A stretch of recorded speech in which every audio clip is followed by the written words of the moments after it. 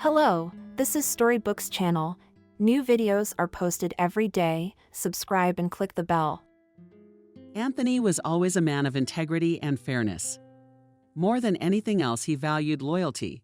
Loyalty to people, loyalty to his favorite business, loyalty to his own principles. After earning his first big money and opening a security agency, Anthony realized that truly loyal people are disastrously few. Once loyal partners betrayed him, smelling even more money elsewhere, and former enemies smiled falsely in the face when they realized that Anthony is now really rich. Even his beloved wife once betrayed the man on one of the most ordinary days. Anthony, unexpectedly returning from a business trip, caught his wife with another man, caught in her own bed. He found her in a way he'd never seen his modest wife before. But the betrayed husband is a soft, cordial, and straightforward man. After a while, he forgave the unfaithful one. His wife, Kelly, was once an orphan and a stranger. Throw her out of the house, she'd have nowhere to go. Anthony managed to find the strength to forgive the woman he once loved, or to forgive her only in words. In any case, it remained a mystery to everyone. However, since that day, the couple's life had changed markedly. No longer could he look into the eyes of his Kelly. No longer could he trust anyone. Since that day, he devoted his life to a new friend, or rather, a dog named Remy. The Cocker Spaniel dog became more than just a pet. He became his loyal friend. The kind of friend he never dreamed of. Anthony. He became his companion. He became his companion. Remy brought together all the qualities that Anthony so desperately tried to find in people. He tried to find loyalty in his friends, in his business partners, in his relatives, in his wife. Who would have thought that all the immense love and loyalty that a man who was already not old enough to dream so much about, he would be able to find in a dog from day one? Taking time out of the kennel, Anthony realized it was fate. From the moment Kelly cheated on her husband, he couldn't even look in her direction in peace, nor could he divorce her. After all, she begged him not to kick her out, and he decided to move to different parts of their large country house. The space allowed. And now Anthony had only one love, one affection, his faithful spaniel Remy. He was not only the man's best friend, he was his ally. Remy made a great hunter, and Anthony had been interested in hunting since he was a child. After all, both his father and even his grandfather were passionate about the hobby. And so the next 12 years passed in love and understanding. Anthony had already retired, but every hunting season he and Remy met in full readiness. Runka was an obedient, loyal dog. He knew many commands. He picked up waltz, spikes, and partridges the first time. He immediately found game and brought it to his beloved master. The last 12 years were the best years of Anthony's life. After all, they had passed together with those a lonely terror rolled down the old man's cheek. "You were my best friend," Anthony said quietly, hardly restraining himself from bursting into tears. "You were my friend, you were my family." He turned away from the small bundle in which the already dead old Remy lay, no longer able to look at his departed friend. There was a lump in his throat. He felt dizzy. "How will I be without you?" he asked quietly. "Ah, it's just a dog." Anthony squeamishly wrinkled Kelly's nose. They buried it as if it were a human being. "Wake up, it's just a dog." She continued to resent it. "You should have loved your wife like that, Anthony." Didn't even turn his head toward his wife. "Get out," he said sternly. "I'm not going anywhere." She continued to resent him. "I want to know what kind of circus you're running here, for God's sake." The older man simply repeated what he had said earlier. "Come out a little louder," he said. "You're not worth half of my Remy.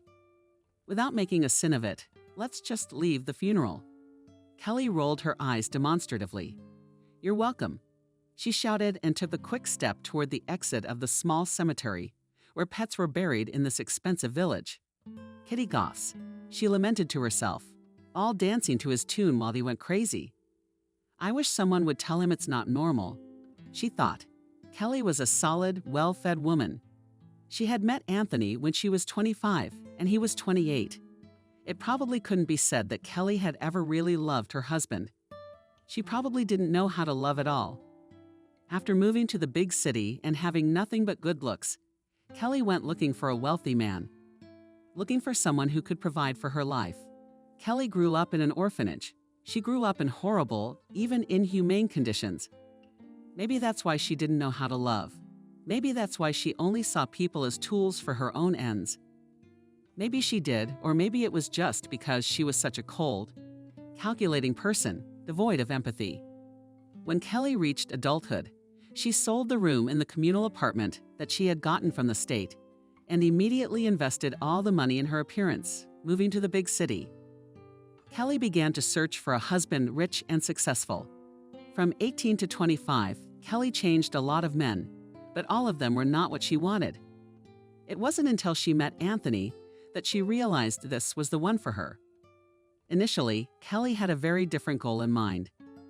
A young businessman, owner of a decent business, immediately attracted her attention, and Kelly was already beginning to generalize him. Then his personal security guard caught her eye. Strong, a little clumsy, but very kind guard Anthony. The girl immediately realized this man was a gold mine. Being the calculating person, Kelly was able to see the potential in the guard. She saw immediately this man will succeed, and leaving attempts to generalize the businessman, engaged in his guard Anthony. Kelly had a special gift, namely she was able to easily read the personality of other people and easily copy their behavior, thereby enticing her prey. "Oh, you're a security guard? I love hunting," she said, naively batting her eyes on the first date. "My dream is to marry a hunter. The thick, wild woods. The smell of gunpowder, fresh, hand-caught meat. How I love it all," she said. No wonder Anthony, though in those years he was still just Anthony, fell in love with the young and beautiful Kelly. Thinking she was his destiny, the couple married 6 months after meeting. And 3 years later, Anthony opened his own security firm. Kelly got what she wanted. She became the wife of a rich and successful man. True, from his hobbies and interests, she was literally sick of it. She hated nature, giving her preference to city life, hated long hikes, hated sleeping in tents, hated dogs and birds. She didn't like animals in general. Basically, she hated everything she loved so much. Her husband. However, divorce was out of the question. For the fortune hunter's main goal was not just a rich husband. Her main goal was an inheritance. Kelly hoped that sooner or later Anthony would die. She dreamed of how the unloved spouse accidentally shot on the hunt, and his business and real estate will go to her. She dreamed of an inheritance. But Anthony had no intention of giving his soul to God. So the day Kelly was caught cheating, she fell at her husband's feet, begging him not to leave her. After all, she didn't just have nowhere to go, and was desperately sorry for all the long years she had wasted on Anthony. Anthony forgave his wife, but stopped sleeping in the same bed with her, and for the next 12 years, the couple hardly spoke to each other, only occasionally crossing paths within the walls of the new family member's big house. Kelly hated it with every fiber of her dark soul. After all, it was Remy who now lived in her bedroom. It was Remy who shared a bed with Anthony. It was Remy who had gotten the best benefits.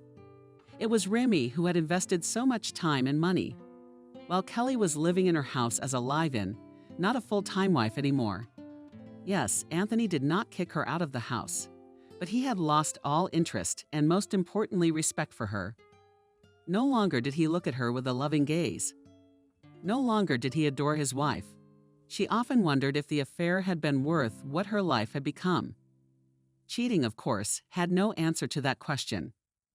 In fact, she had been unfaithful to Anthony since the first year of their marriage. Who knew that on that day her spouse would return on time from a business trip? The sense of shame had never entered this woman's soul. It was basically inaccessible to her. Kelly rather lived by instinct. A sense of pleasure in satisfying her needs, a sense of self-importance. That's all. The 3 pillars of her personality. Compassion, love, loyalty. All of those things were nothing to her. All Kelly had to do now was wait in silence for Anthony to leave this world and inherit his legacy. But the man seemed to grow stronger every day. "Idiots, idiots," half-voicedly scolded the predator. Sitting behind the wheel of the SUV, she was heading toward home and could not understand how anyone could run around with a simple dog like that. She couldn't understand why her husband bought expensive toys for the dog. Why he had built a whole enclosure for some dog? It's a dog. He belongs on a leash outside the house. She was indignant as Anthony poured a bowl of clean water for Remy. Let him eat the snow. This attitude toward a simple dog, though quite expensive, was alien and hateful to her. And after Remy's death, when she saw that Anthony was going to give the dog a real funeral, it was beyond her comprehension. What nonsense! She thought with all her might, pushing the gas pedal part of the way down the deserted highway that ran through the dense forest. How much do I hate all this? Meanwhile, the funeral was coming to an end, and the small coffin was already being lowered into the ground. Anthony, though he did not show it, was depressed as he had never been depressed in his life. His soul was torn. His heart ached with longing. Even the day he had learned that his spouse had been unfaithful to him, he had not been in such pain. Though he died his death of old age, the pain of his loss didn't get any weaker. The pain of losing his best friend. That's what the unfortunate man felt. He seemed to be in a delirium. The whole world was a hazy, foggy blur, and he couldn't be in that world all alone. When the coffin was lowered, the workers had already begun to bury the grave. A strong male hand rested on Anthony's shoulder. "I'm sorry," quietly said a man who approached unnoticed. It was Benjamin, a hunter with whom Anthony often went into the field and a good acquaintance. Benjamin, like his companion, loved dogs. He also had his own dog kennel. Benjamin was involved in breeding one of the most beautiful hunting breeds, the Red Irish Setter. His simple hobby and love for dogs led him to his life's work. His kennel was considered one of the. In the country, the pedigree of his dog went far back to the origins of this breed. The dogs from his kennel were true role models. Invariably took prizes at exhibitions and field trials, those who wanted to buy a faithful friend. He had so many that the owner of the kennel chose the buyers himself, conducting tests and various checks. Benjamin was one of the few people Anthony wanted to see at his Remy's funeral. Many of those who attended such an unusual event were surprised, to say the least. Many did not understand the motives of the unrestrained man. Why bury the dog at all? Thought an elderly woman housekeeper living at Anthony's house. They could have just buried it in the woods. The young workers at the security agency owned by Anthony were also surprised. They shifted from foot to foot, embarrassed by the superior's universal sadness. Only fellow hunters, including Benjamin, could understand the unhappy owner. Benjamin cleared his throat. "I understand how much it hurts," he said, still keeping his hand on the hunter's shoulder. "Hold on, thank you," Anthony replied melancholically. "Thank you for coming. Never mind." He waved away, about to leave the small graveyard, as suddenly his companion squeezed his shoulder tighter. "Tell me, Anthony, do you need to talk?" he said with pressure. "The main thing is not to worry about the wife of the woman they know. I have not worried about her for a long time." Just as quietly answered Anthony, stopping to continue the conversation. "It's just that I feel something, that longing. Hopelessness. Not just that." The man smiled indignantly. "When Remy was gone, I felt my life go with him. I know fading away. I can't explain it. Even before I knew for sure that Remy was no longer alive, I felt something so strange, as if my heart had lost something important, as if something had chipped away from it, leaving this world. I feel like I'm only dying after Remy." Anthony's buddy's eyes went wide. "Anthony, come on. It's the pain, the loss. Believe me, I know what I'm talking about." He was embarrassed, adjusting his shirt. "You're not dying, brother. You're gonna be okay. I don't need pity," Anthony replied grimly. "I shared with you how I feel without Remy. I don't see the point of living without him anymore. Oh, how I am without him." Tears froze in his eyes and orphaned him. The man quickly turned away from his interlocutor. He felt that if anyone saw his weakness, it would damage his reputation, bringing him into disrepute. "My dog was a loyal companion. There's no one else like him." "You need a new dog," Benjamin said, nodding his head reassuringly. "Yes, that's right. A loyal, faithful dog." By the way, I have a new addition to my kennel very soon. Many puppies are already booked, but for you, I think I'll single out a male or a female. Which one do you want? One of ours. A bitch is pregnant. She's about to breed. Anthony shook his head at that puppy. He's not gonna be my Remy. No one can ever replace him for me. No offense, brother, think about it. I know what I'm talking about. We're dog people, can't do without our four-legged friends. Benjamin smiled and shook his buddy's hand firmly and left the pet cemetery. Puppy said the word to the man to himself and thought for a moment. A moose pecked at his face. A faint smile. A hand clenched into a fist. Sleep well, my boy, pronounced Anthony, looking at the fresh grave of his dog. Goga motherfucker, you're kidding me, shouted Kelly, 2 months later, not choosing his expression. Another dog. Why?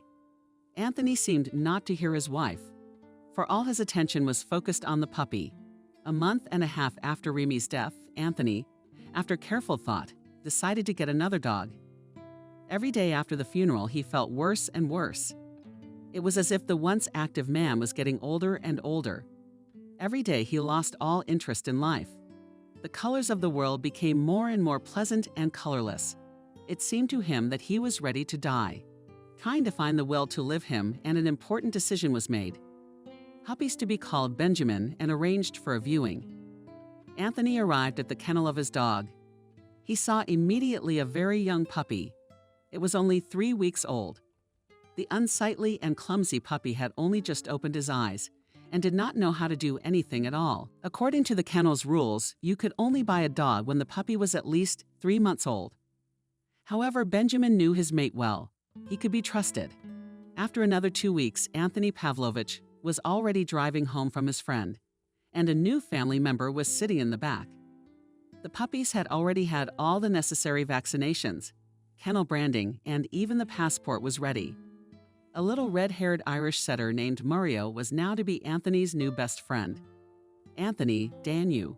Who the hell am I talking to? The woman continued to be indignant. What the hell is this? Why do you need another dog? The grown and solid man sat up straight on the floor like a small child playing with a puppy.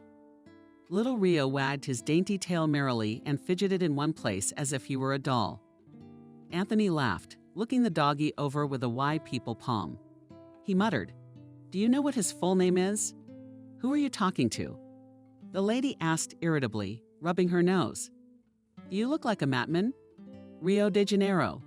Anthony laughed, continuing to rub his furry friend behind the ear. "Anthony, what do you want from me?"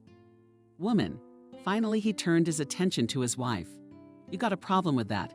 Nobody's keeping you here." Emotionless, he said. Kelly immediately turned from anger to grace. She spoke affectionately. She held out her hand. "How could I be without you? Why are you sulking?" Anthony roughly turned around from his annoying spouse. He got to his feet, taking the puppy under his arm. "Without me," he interjected. "Yeah, I think you'll be fine without a problem." He was about to leave the living room where he had been playing with the puppy, but Kelly blocked his way, not letting him pass. "What are you talking about?" she asked in a thin, high-pitched voice. "You're the love of my life. I've given you all of me." She looked into his eyes as she usually did when waiting. Of course, the cunning woman was lying, as it was already mentioned. The feeling of love, warmth, care for someone other than herself was unavailable to her. It seemed that she was not a woman at all, but just a biological shell, a pretty shell, even at a very advanced age, devoid of feelings, but good at manipulation. "Anthony, I gave you my whole life. I'm not a boy to fall for your flirtations." He turned on his heels and sat down on the couch, putting the dog beside him. "I don't know why you didn't leave then. But remember, I wouldn't mind if you left right now. But how dare you?" She sighed theatrically, clutching her chest. "Oh, heart, aren't you ashamed of driving me to it? I love you, that man, that betrayal. It was a mistake, stupid and insignificant. I've never loved anyone the way I love you." "Lies," exclaimed the infatuated hunter. "You love no one. How can you not be ashamed?" Continue to play on the feelings of the spouse. "It is after all that I have experienced. I have loved you all my life." She paused meaningfully. And besides, where would I go? You know I'm all alone in this world. I have only you and no relatives or friends. But that's nonsense too, Anthony answered her. Couldn't you have gone to that lover? Don't lecture me. He did. I guess I should have divorced you then. I took pity on the poor orphan, and I loved you. The man closed his eyes, tilts his head. Little Rio continued to watch his master attentively, waiting to continue their merry game. Anthony, on the other hand, quietly spoke. Kelly, go mind your own business and leave us alone. I loved you and I love you now. Kelly snuggled up to her husband, sitting down next to him. But why do you need that dog? You have me. And God forbid something happens to you, and what happens to that dog? That's what you were thinking about at the time. I'm not gonna be with him. I'm not going hunting. Anthony, well, let's get him back before it's too late. But what are you missing? Anthony opened his eyes sharply from the curve. Surprised, he asked, do you even know how much that dog is worth? His pedigree, his kennel, his breed, after all. It's all very expensive. And what does that mean? If something happens to you? Kelly, I'm only a couple years older than you. I don't care how much it costs. I don't care if there's a mutt sleeping in your bed outside the store. Don't you dare, quietly said the man Boyles. I'm sorry. Kelly smiled charmingly. Well, why do you need him? Let's get him back. Kelly, get off, roughly answered the man, notwithstanding the pressure of his wife. None of your business. I already told you, if you don't like it, you don't belong here. I'll do what I want. He was silent for a while, daring to say the following. You haven't given me any children. Do you have to love someone? Kelly, shocked by her husband's words, suddenly jumped up from her seat. Oh, and that's after all that I've been through. And for a couple of seconds, hurled a stern look at his interlocutor, then ran out of the living room. Oh shit, the man Kelly cursed. He jumped up and sternly told Rio to wait and followed her leisurely. In the 5th year of their marriage, Anthony began to insist on children. He could not understand why his beloved wife kept refusing. At first, she said that they should live longer in marriage and get to know each other better. But now they had been together for 5 years. Then she said they needed more money to have a child. Anthony ramped up his successful business. Then she said that times are not the same now, and a fortune teller told her that she can't have a baby until she's 35. In general, she refused as much as she could at the moment, when she realized that Anthony would not give up, and if she didn't give birth, he might leave her for someone else. Kelly decided it was time to agree, at least in words. She solemnly announced to her husband that she was ready for children, and the couple began to try to have children. At first, Kelly was sneaky. She took birth control pills in secret from her husband. However, such deception was quickly exposed when once he saw accidentally these pills in her bedside table, as from being made a scoundrel, realized it is necessary to act more radically. Then she finally allowed herself to get pregnant, and drinking the special drug, set up everything so that she had a miscarriage. Of course, Kelly didn't want children. She just didn't want them. She hated them. She realized that she could never love a child, just as she could never love anyone in her whole life. Kelly, sacrificing her own health and the new life that had managed to bud inside her, had faked a miscarriage. To achieve her own goals, she was not spared anything. But what was the result? Allegedly having learned about the miscarriage, Kelly made a real show, wringing her hands, sobbing at the top of her voice, howling, tearing her hair out, never again, screaming her heart out, I'll never do it again. Basically, she did everything she could to make the impressionable Anthony regret cheating and bury the thought of one day becoming a father. She manipulated her spouse as if he were her rag doll. This is how she once again managed to deceive the only man who truly loved her. Kelly, I'm sorry. Out of breath, Anthony said, catching up with his spouse in her bedroom. I'm sorry you miscarried. I wasn't thinking. Of course you didn't. She theatrically put her hand to her forehead. You weren't the one who lost the baby. You dare remind me of the agony, if not the pain. How could you, Kelly? The man moved closer to his wife and hesitantly pulled her into his arms. He couldn't remember the last time he had hugged his wife. Well, I'm sorry to remind you, but it was my baby too. I've been through the same thing you have. "Of course you have," she said indignantly, leaning into her husband's shoulder and smiling victoriously when he couldn't see her face. "It wasn't you who bore him, not you." "Well, I'm sorry," once again the man said. At the same time, Kelly began sobbing loudly, mimicking a cry. Hunter squeezed his spouse a little harder in his embrace. Kelly, on the other hand, smiled predatorily, knowing that he could not see her face. "Idiot," she thought to herself, rejoicing at how lucky her husband was to be burning once again. She continued to sob loudly and desperately, until the following happened. Anthony suddenly in his wife's arms, grabbing her by the heart, and he cried out his heart. The paramedic took the couple wide steps back. "What? What's the matter with you?" Desperately she shouted, pictorially clasping her hands and in the heart of vengeful joy, anticipating the subsequent events. My heart was wheezing. The man having already fallen to his knees and collapsed on his side. To me, the doctor in a quiet, frightening whisper said he heart. Kelly, frightened actually by this terrifying and painful scene, rushed was to the phone, as suddenly stopped abruptly. She looked around, remembering which of the servants were at home today. It was the housekeeper's day off, she said. Quietly, thinking aloud, the cleaning lady won't be in until tomorrow. She suddenly smiled broadly.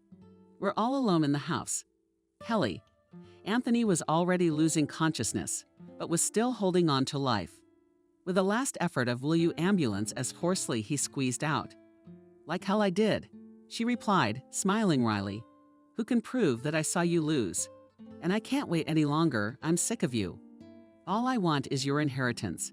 She laughed wickedly. "And you wrote my will to someone else, didn't you?" "Yes, and to whom she would have grinned," she added. "You have no one else but that dog." "Everything will go to me at last." Anthony, realizing that he was dying, gathered the last of his strength and quietly answered deceitfully. "So that's what it turns out to be. Your inheritance is ready." Rio. That's when Anthony let go of the spirit and the name of the red puppy. It was still on his lips. Kelly and the new cello along the deserted forest road.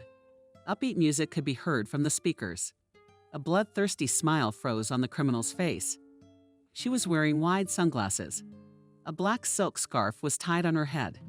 The woman couldn't believe her happiness. "Finally, for so many years I have waited for this moment. For so many years I thought it was a crazy lady."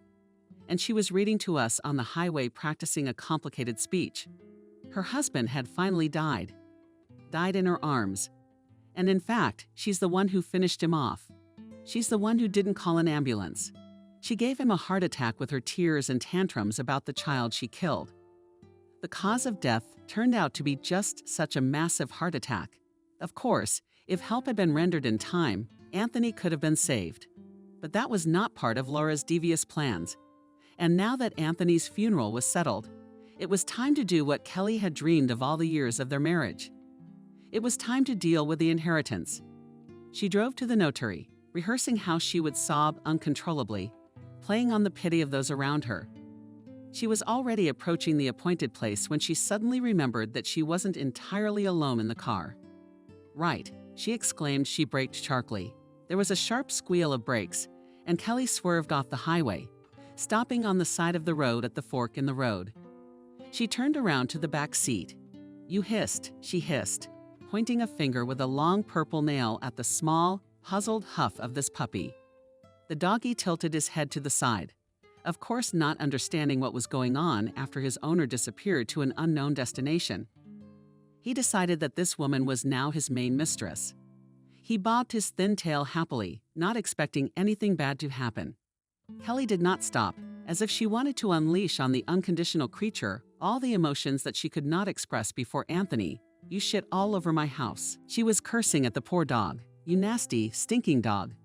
I'm not going to let you ruin my happy new life." With those words, she leisurely got out of the car, opened the back door, and held out the puppy's long, cold, manicured hand. "Baby, Rio." With no backward thought, smiled at his mistress. He was excited, figuring they would go for a walk now. They had been on car rides like this before with the old master. True, he spoke better, calm and affectionate, but he too would put him in the back and open the door to let him out into the woods. Oh, if this little guy only knew what was waiting for him now. Cruel Kelly, without a drop of regret, grabbed the puppy by the scruff of the neck and threw it with a swing into the grass near the secondary road. Then, shaking her hands squeamishly, she sat back in the car, and before the doggy could realize anything, she stung the gas pedal with all her might. The 2-month-old puppy was left all alone.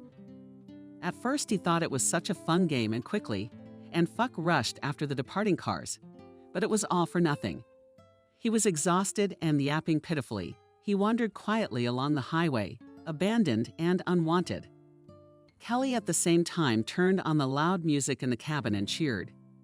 At last, she had managed to get rid of all those who were in her way so much. Oh, what happiness! She was already approaching her destination, not yet knowing that her grand plan was unlikely to come true. Many things. A lot of things didn't come out as easily as they seemed at first glance. But the boy raised his blonde eyebrows in surprise. "Mom, look what's so cute," asked the boy's mom, without taking her eyes off the road. "You know, you can meet deer here.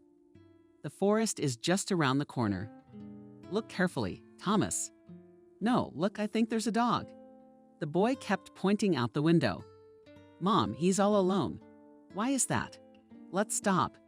The woman behind the wheel slowed down, pulling over to the side of the road. Squinted. She followed her son's directions with her gaze. "Wow, how small," she said with surprise. "Is he lost?" The boy asked in surprise. "We have to help him." "I don't know," replied the boy's mother. "I guess he really is lost." She pulled away from the curb and cautiously drove closer to where the trembling red puppy was sitting. God, he was so tiny and so cute. He must have a collar. With those words, the woman got out of the car. Her son Thomas, 10, jumped out after his mother. He skipped briskly toward the puppy, but when he saw that the little one was frightened and brought to the ground, he stopped. "He's scared," whispered the boy. "Of course he's scared. Don't scare the little one." The young mother began to walk slowly toward the puppy, holding out her hand to him. "Don't be afraid, little one. We want to help you," she said affectionately. Little Rio looked puzzled and incredulous at these strangers. At first, he wanted to run away, but then, realizing something for himself, he made a careful and slow step towards these unknown people. A thin tail, clamped between his trembling hind legs, stuck out and weakly returned. On this very roadside, the little fellow had already spent several hours. For the first time, he didn't understand at all what was going on. He tried to catch up with every passing car, to see if his mistress had returned, but it was all in vain. He seemed to be all alone in the world, abandoned first by his master and then by his mistress. Frozen and hungry, he was too young to take care of himself. He took another step. He was not to be abused, then another and another. And now he was already cautiously securing the hand that was held out to him. It smelled very nice, much better than the old mistress's, or even smelled like a horrible, strong, synthetic scent. This soft hand smelled like something herbal and still tasty. "I guess she's not his enemy." "Well done." The woman praised the dog, smiling. "Now let me see your collar."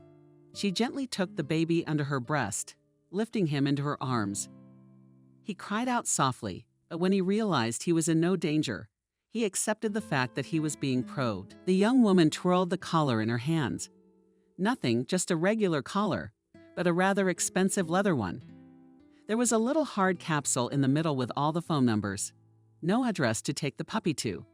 She carefully removed the collar, in case there was some information on the other side. But alas, it was still the same, nothing but a small engraving. The woman raised her eyebrows. "Rio de Janeiro," she read, the only thing written on the collar. "What does that mean?" she asked her son. "Is he a Brazilian?" The boy couldn't stand by any longer, took a wide step towards the child. He slowly held out his hand to the baby for a sniff, as Rio acknowledged the stranger and realized that this one was no threat to him either. And what's more, that he was a human puppy too, cheerfully assured with his tail. Little Thomas was absolutely thrilled. He began, 3-5 fluffy behind his long ears, gently stroking his smooth head. "Ain't mama, what Brazilian? That's his name. Rio de Janeiro. Rio, And Rio's short for Rio, he's definitely called Rio. Look, he's responding. You're probably right, Thomas's mom said thoughtfully. But what are we going to do? He's freezing. His owners are probably already looking for him. With longing in his voice, said the boy. How did he get so lost? The woman raised her head, and she was silent for a few seconds, and then answered her son Thomas, I think he is not lost. What then? Asked Thomas, continuing to stroke the dog, who was already cozy in the arms of the woman. How did he end up here? I think he was abandoned. With bitterness in her voice, she replied. Abandoned. The boy asked indignantly, how could that be? Who could do such a thing? He's just a little boy, such a beautiful red-haired mommy. We'll take him for ourselves. For ourselves. Surprised asked the woman, honey, but we have no room for a dog. Besides, I don't know what breed it is. Suddenly he's washing into a huge dog, and we don't have much money. The boy tilted his head dreamily to the side. Yes, he stretched out as if not hearing his mother's arguments. He will definitely grow up and be big, big will protect us. Mommy, but we can't leave him here. He's gonna be alone. Oh, you're right, honey, the woman replied quietly. Of course we'll take him with us. Doria was a young single mother. She had separated from her father Thomas before she could even marry him. He left her when she was 7 months pregnant. Doria was a very kind woman, intelligent, beautiful, and incredibly capable. After graduating from school with a gold medal, becoming a real pride of her family, she entered one of the best universities in the country, dreaming of becoming a veterinarian. Her parents were proud of her. School teachers prophesied a bright future, and even friends marveled at how one person could combine both beauty and an incredible sharp mind. All in all, Doria grew up first as a wonderful child, and then as a hopeful teenager. And finally, she grew up. A beautiful and intelligent woman. Many around her were convinced that this person was capable of much. The first year at the institute went smoothly. Doria found it easy to study. Relations with classmates were just great, and she even had time for fun. So inherent in youth and personal life, this very life was beating key. One day, he appeared in her life. This was the name of the man who spoiled the whole life of a young, excellent, and beautiful girl. The guys met in the hall of the university, where the young man came to pick up his documents after expulsion. Word for word, smiles, light flirtation. And now Doria is already curling her long, light blonde hair. Preparing for the next assignment, her friends, having found out with whom she was going to meet, twisted their fingers at her temples. He's a jerk, the students lamented. You'll never work out. He's not right for you. They discouraged her, but Doria didn't care about public opinion. Something about David. There was something in him that Doria herself lacked. Freedom from conventional frameworks, boldness, and absolute rejection of the structure of the world. That's what attracted her. Good girls, unfortunately, are always drawn to the bad guys. David was expelled from the second year of study for failure, but he didn't seem to care at all. High school doesn't mean anything, he assured his new girlfriend on their first date. I and without education much to achieve, he said. The young people started dating. Their relationship developed rapidly, and here on New Year's vacation, Doria was on her way with her beloved to her hometown to introduce him to her family.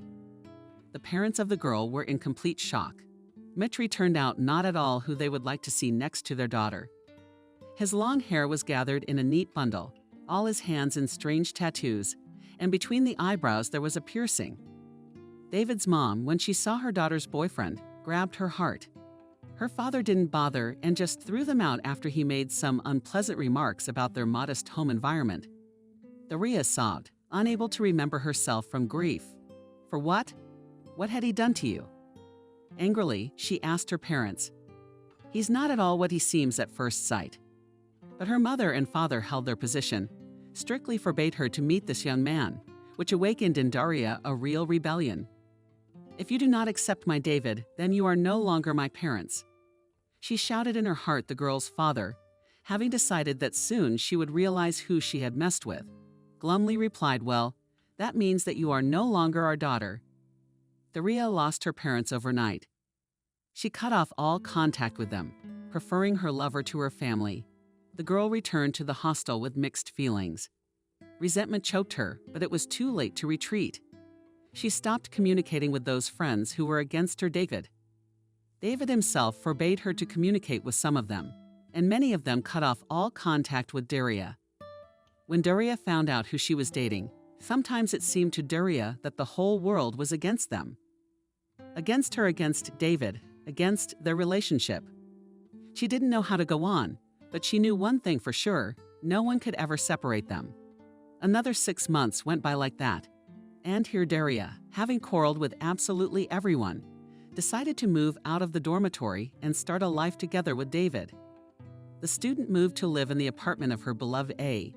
He lived quite differently than he had described to her earlier spacious apartment of his own. In the center of the city turned out to be a modest one-room on the outskirts, and instead of the promised housekeeper together, with David lived his grandmother, an old woman, about 90 years old. Daria, suffering from dementia, was in complete shock when she saw the conditions that life had prepared for her. Wouldn't the hostel be better? She asked herself, but it was too late to back out. It was not for nothing that she had completely abandoned her surroundings for David. Dina moved to her beloved, hoping for the best. After all, he promised to achieve incredible success. We'll get through this, she thought, but we're together. And let the whole world see what our love can do. After moving into her boyfriend's apartment, the student began to clean it up. She removed dusty 100-year-old wall carpets, washed the curtains, threw out all the junk that Wendy had collected over the years. Grandmother David increasingly Daria skipped classes more and more. Often Daria preferred domestic chores to studying. Daria got so into the role of a housewife that she even got used to the fact that Wendy's grandmother lived with them.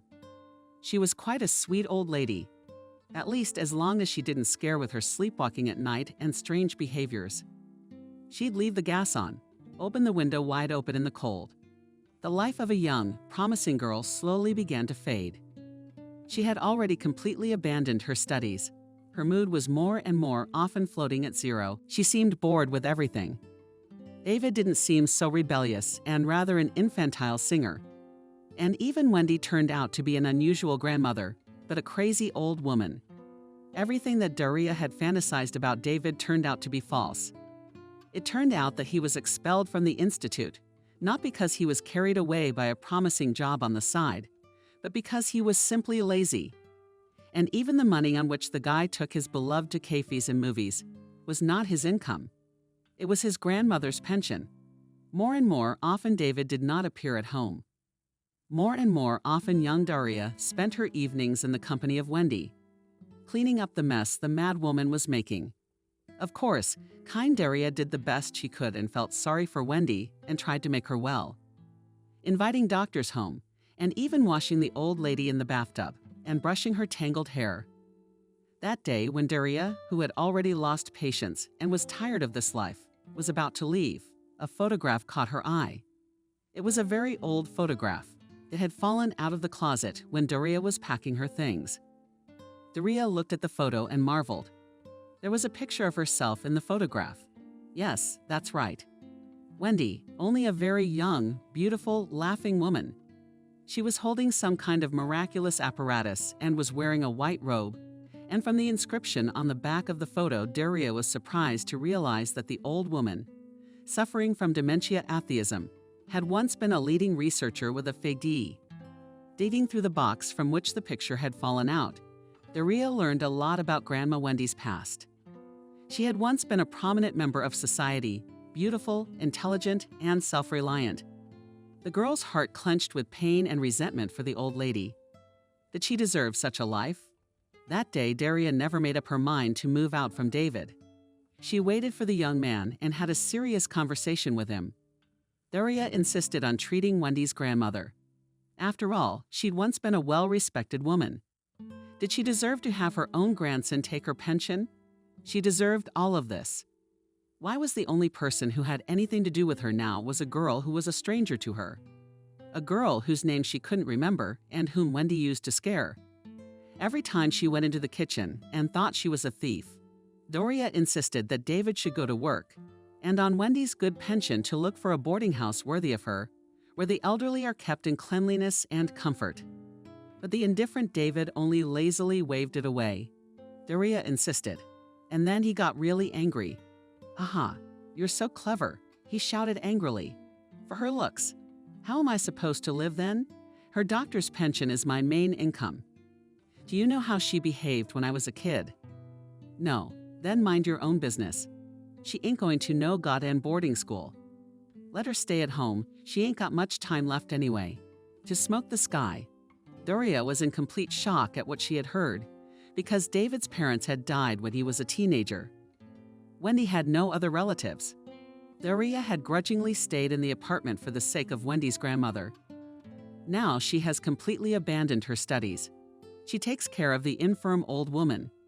And after another 6 months, Daria unplanned got pregnant. Seeing 2 stripes on the test, she froze in place and did not feel anything at all. On the one hand, she had always thought that children were happiness. On the other hand, Daria wasn't at all sure what David would make of her. A good father. The unfortunate woman was floundering, not knowing where to put herself. Defense, of course, was out of the question. But what should she do? The confused student decided to call her parents first. The girl's father, having learned that his daughter is expecting a child, from this David came to full fury. "Don't you dare have a baby with that asshole," he yelled into the phone. "You'll give birth to an imbecile like him, and then you'll forget about us forever." That day, Daria realized that there was nowhere to wait for help.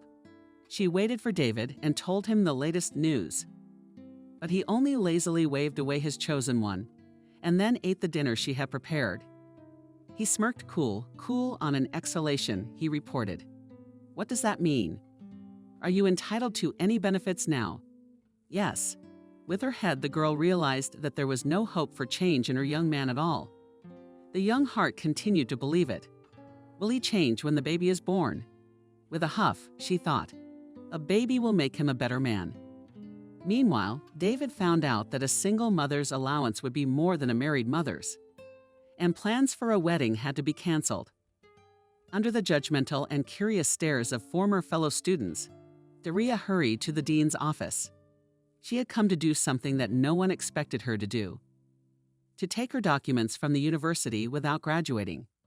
Growing up, sticking her neck out, she came to dispel the myth that good girls never get into trouble. Former classmates at first did not even recognize in the stranger her Daria, taking her for someone's mother the surrounding murmurs. The most insolent ones were laughing and pointing their fingers, and David's name was repeatedly heard. She ignored the gossip. With a proud head, she took her documents and left the institute for good. Now a new life awaited her, an adult, family life. But since there was very little money in the newfound family, yesterday's students had to go out to work.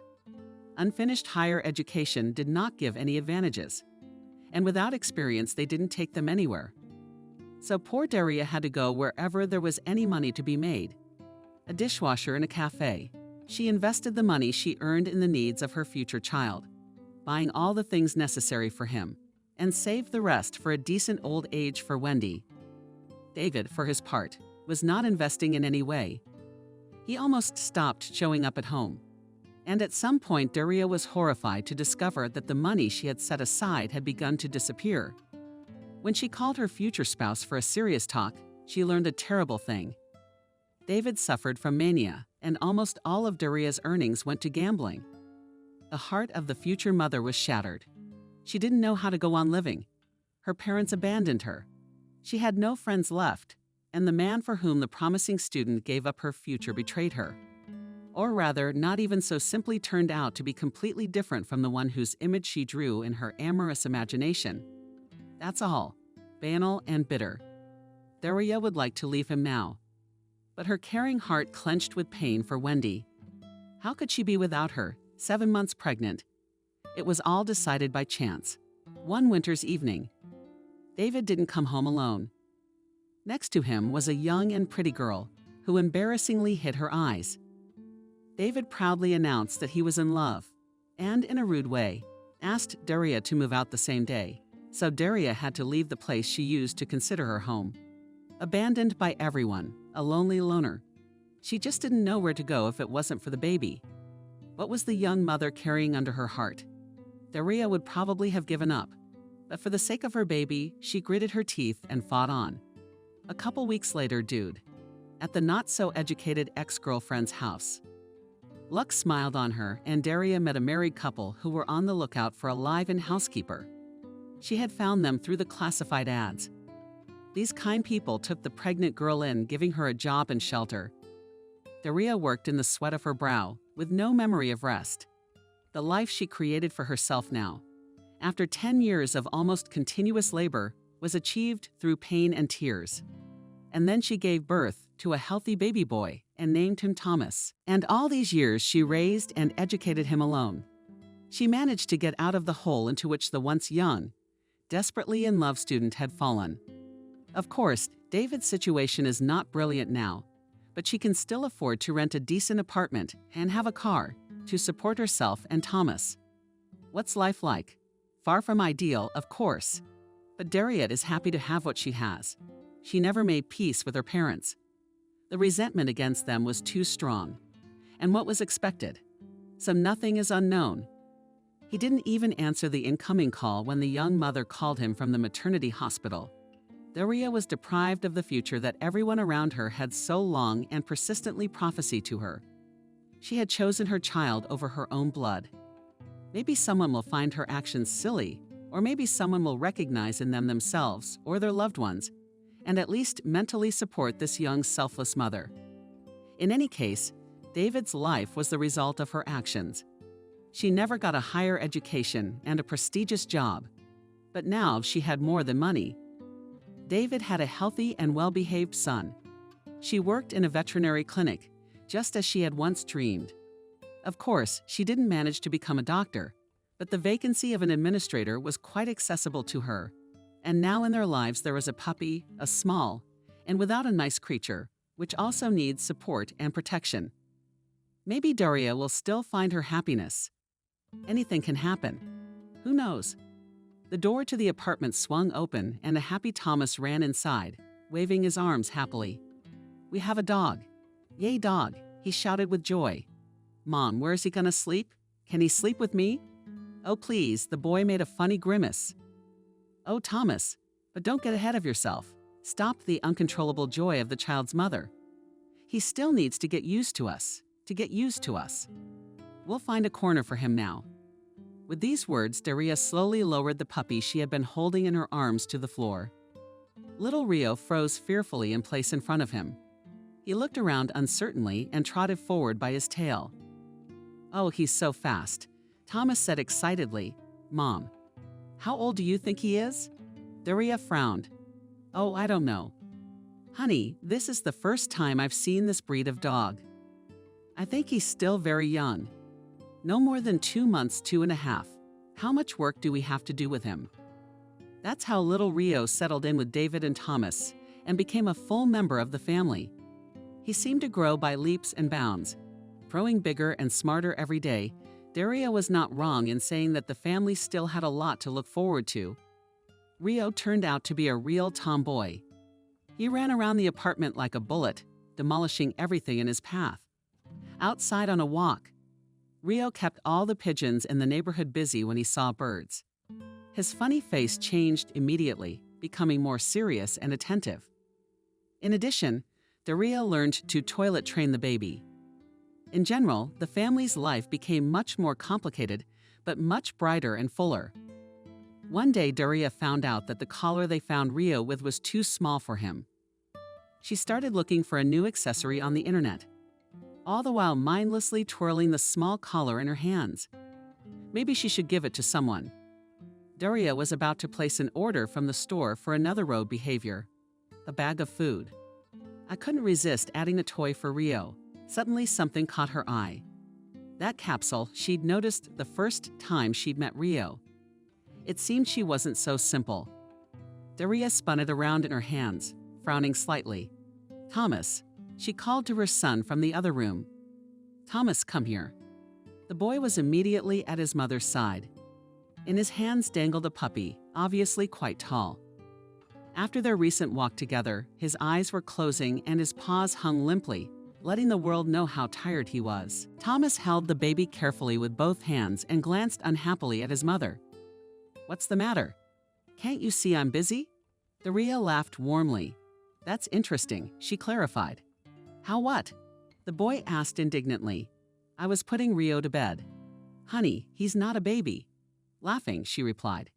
"He doesn't need to be put to bed. He's doing just fine on his own." "He should be," Thomas said resentfully. "Why did you call me?" "Right." Daria took the capsule off the collar and slipped it into her son's hands. "Look at this thing," she said thoughtfully. "Don't you think it's strange?" Thomas laid the puppy down on a nearby couch and took the capsule in his hand with a smart look. He twirled it around for a long time until there was a strange sound, and the capsule opened in two. The boy looked fearfully at his mother, and I didn't want to break it. "It's okay, honey," the mother smiled. She bent down to put the capsule back together as she suddenly noticed a small rolled-up piece of paper on the floor. That's what she held out. "What's that?" What is it?" asked Thomas. "Mom." He suddenly grabbed his mother's hand before she could open the paper. "Mom, wait. What is it?" Daria asked. The boy looked longingly at his mom. In a quiet voice, he began. "What if this piece of paper has an address to the address of Rio's former owners? It's not like we're going to get it back. They do now." Daria hesitated for a moment. In fact, she hadn't even had time to think about what could be stored in this capsule. What if the address of the former owners had indeed been found? Goosebumps ran down her spine. It turns out it should have been returned to its owners long ago. But Thomas, the boy, is so attached to the baby, and in general. What kind of owners would leave a puppy by the highway? Daria shook her head decisively.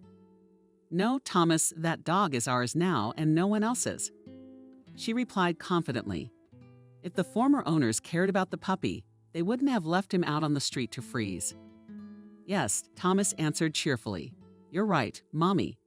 "What's the matter with that piece of paper?" he asked impatiently. Daria finally unfolded the paper too. She was ready for different options. But what she saw inside only added more questions. 591490. She read the note. "And that's it?" she asked upwards and shrugged, perplexed. "What kind of a set of numbers is that? It doesn't look like a phone number." "Thomas, what do you think?" The boy rubbed his chin thoughtfully. "Maybe it's his personal number or something." "What do you mean?" she asked. "What other number?" "I don't know what number. Just a number that's his personal number. Like that branding he has on his tummy." "You think so?" Daria said thoughtfully. "I guess you're right." "I'm sure," the boy answered proudly. There came a savory sneer from him with a downpour. Thomas and his mom instantly turned around to the source of the sound and found an already awake Rio. Happy, joyous, but still sweetly howling. Oh man, Thomas was indignant. "We woke him up and now we have to put him back to sleep." He took a couple of steps toward the puppy, but the little one jumped up playfully, falling onto his front legs and leaping off the couch, barking cheerfully. A few seconds later, the two fun-loving boys and the puppy were already rattling the apartment, chasing each other and knocking over everything in their path. Rio was running around the apartment like he didn't know what was wrong at all. It's fatigue. He swung himself up under the couch, jumped inside a basket of dirty laundry, pissed off, pretending to growl at Thomas and clinging with his sharp lips to his clothes. All in all, the couple was having as much fun as they could. Daria laughed merrily, looking at them, and was unable to even pretend to swear. Finally, she placed the order from the store, stood up from her computer desk, and stretched. To hell with that number, she thought to herself, but for some reason she didn't decide to throw away the hidden capsule, along with that strange piece of paper. Instead, Daria put the capsule back together, putting the number inside, and headed for the large closet to put the find away. Daria searched with her eyes for a long time for a place to hide the strange item. She once again had time to think, why not just throw it away? But some unknown force stopped her again. Daria reached for the top shelf of the closet with her hand, found the box where her jewelry was kept, put the capsule and the note inside, and put the box back upstairs. After a couple of minutes, she forgot about the strange find. At the same time, on the other side of the city in the notary's office, there was an unusual, and even a little frightening dialogue. "What the fuck is the number?" shouted the spittle-spattered Kelly. "Can you explain what it is?" "Kelly? I don't know myself." Calm, placating. The tone was answered by a personable young fellow, an assistant notary. "I'm just telling you what the document says." The angry lady, irritated and tiredly, ran her palm across her face. "I need more information." Through gritted teeth, she sneered. "I'm explaining to you. I don't have that information." Slowly boiling over, replied the employee. "Just accept the fact that based on the last will of the deceased, inheritance was not intended for you." Kelly's face turned purple, her hands shook, her eyebrows drew together over the transfer and day. "How dare you?" she began in a quiet tone. "Who are you, anyway, to talk about my deceased husband?" "Actually, I am his lawful wife. Respect it." The guy sighed patiently and, improving the moment while she wasn't looking at him, rolled his eyes. "To receive the inheritance of Citizen Volushin, or rather the overwhelming part of the inheritance mass, namely money, the heir must provide a certain numerical code number. If you want, either remember this number or look for it somehow in the things of her husband, or either that the widow angrily splashed her hands and kicked me out of here, you have no right." Kelly was silent for a moment, and then there was a noticeable change in her face and lips.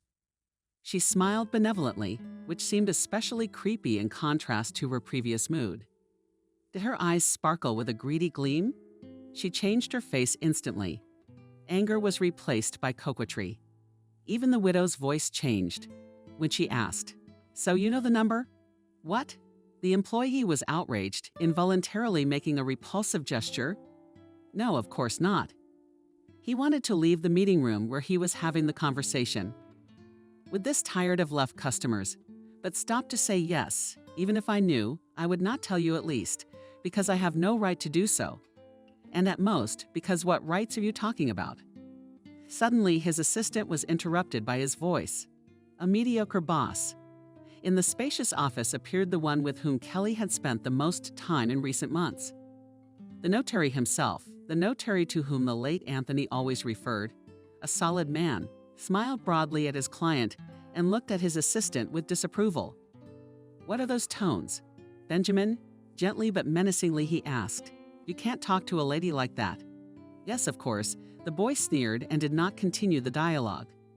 Under the stern gaze of his boss, he left the meeting room embarrassed, throwing one last disgruntled look at the nasty client. The notary guiltily smiled. "Forgive my assistant. He is still too young. Let's please go to my office." Kelly is getting annoyed. Fidgeting harder and harder, she nodded her shoulder. "We come on," she replied confidently and walked forward. When the office door closed, she, deciding not to be ceremonious, got straight to the point. "What is this number?" she asked angrily. "Can anyone explain it to me clearly? I can't get my inheritance for a month. I'm going to sue your office. Mark my words." The lawyer smiled broadly, holding back a laugh. "Go ahead, Kelly. Don't be shy. But on what grounds are you going to sue us?" "Tell me, please, on what basis?" she asked irritably. "On the grounds that you're withholding my inheritance? That's a crime. Everyone knows that my husband was a rich man. You think I don't know how much money we're talking about? Of course, you decided to keep my inheritance for yourself. Cheaters." The notary shook his head. "I knew your husband well.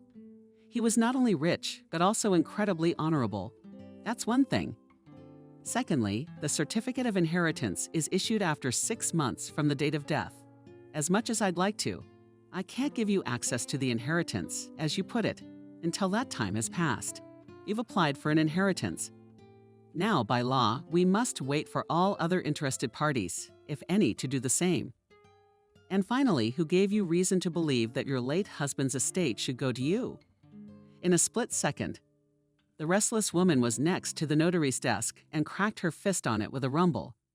"And who the hell do you all think you are?" she shouted. "What the hell, and to whom? If not me, I'm his lawfully wedded wife.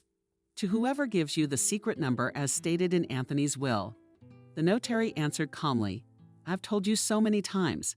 Don't you remember? You, of course, are also due a marital share of the property acquired during the marriage and available at the time of the death of the testator.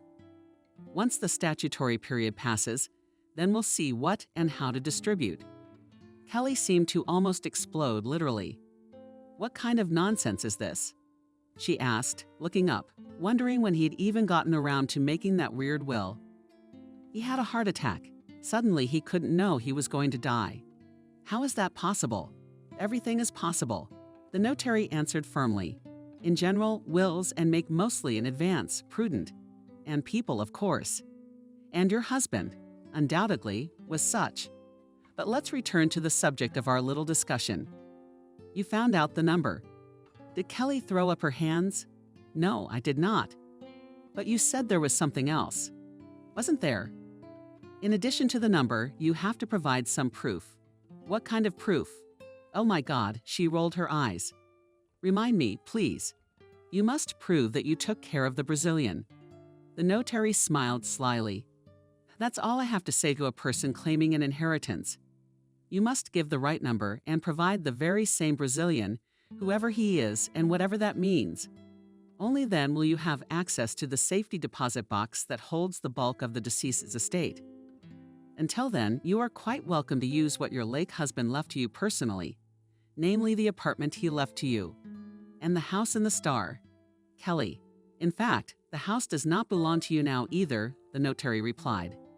But as long as the other heirs have not claimed it, you can stay in it for a while.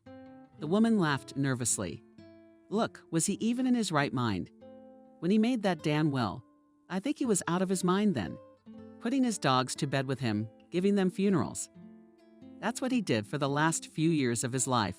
She glared and turned around with angry eyes to leave. Have a nice stay.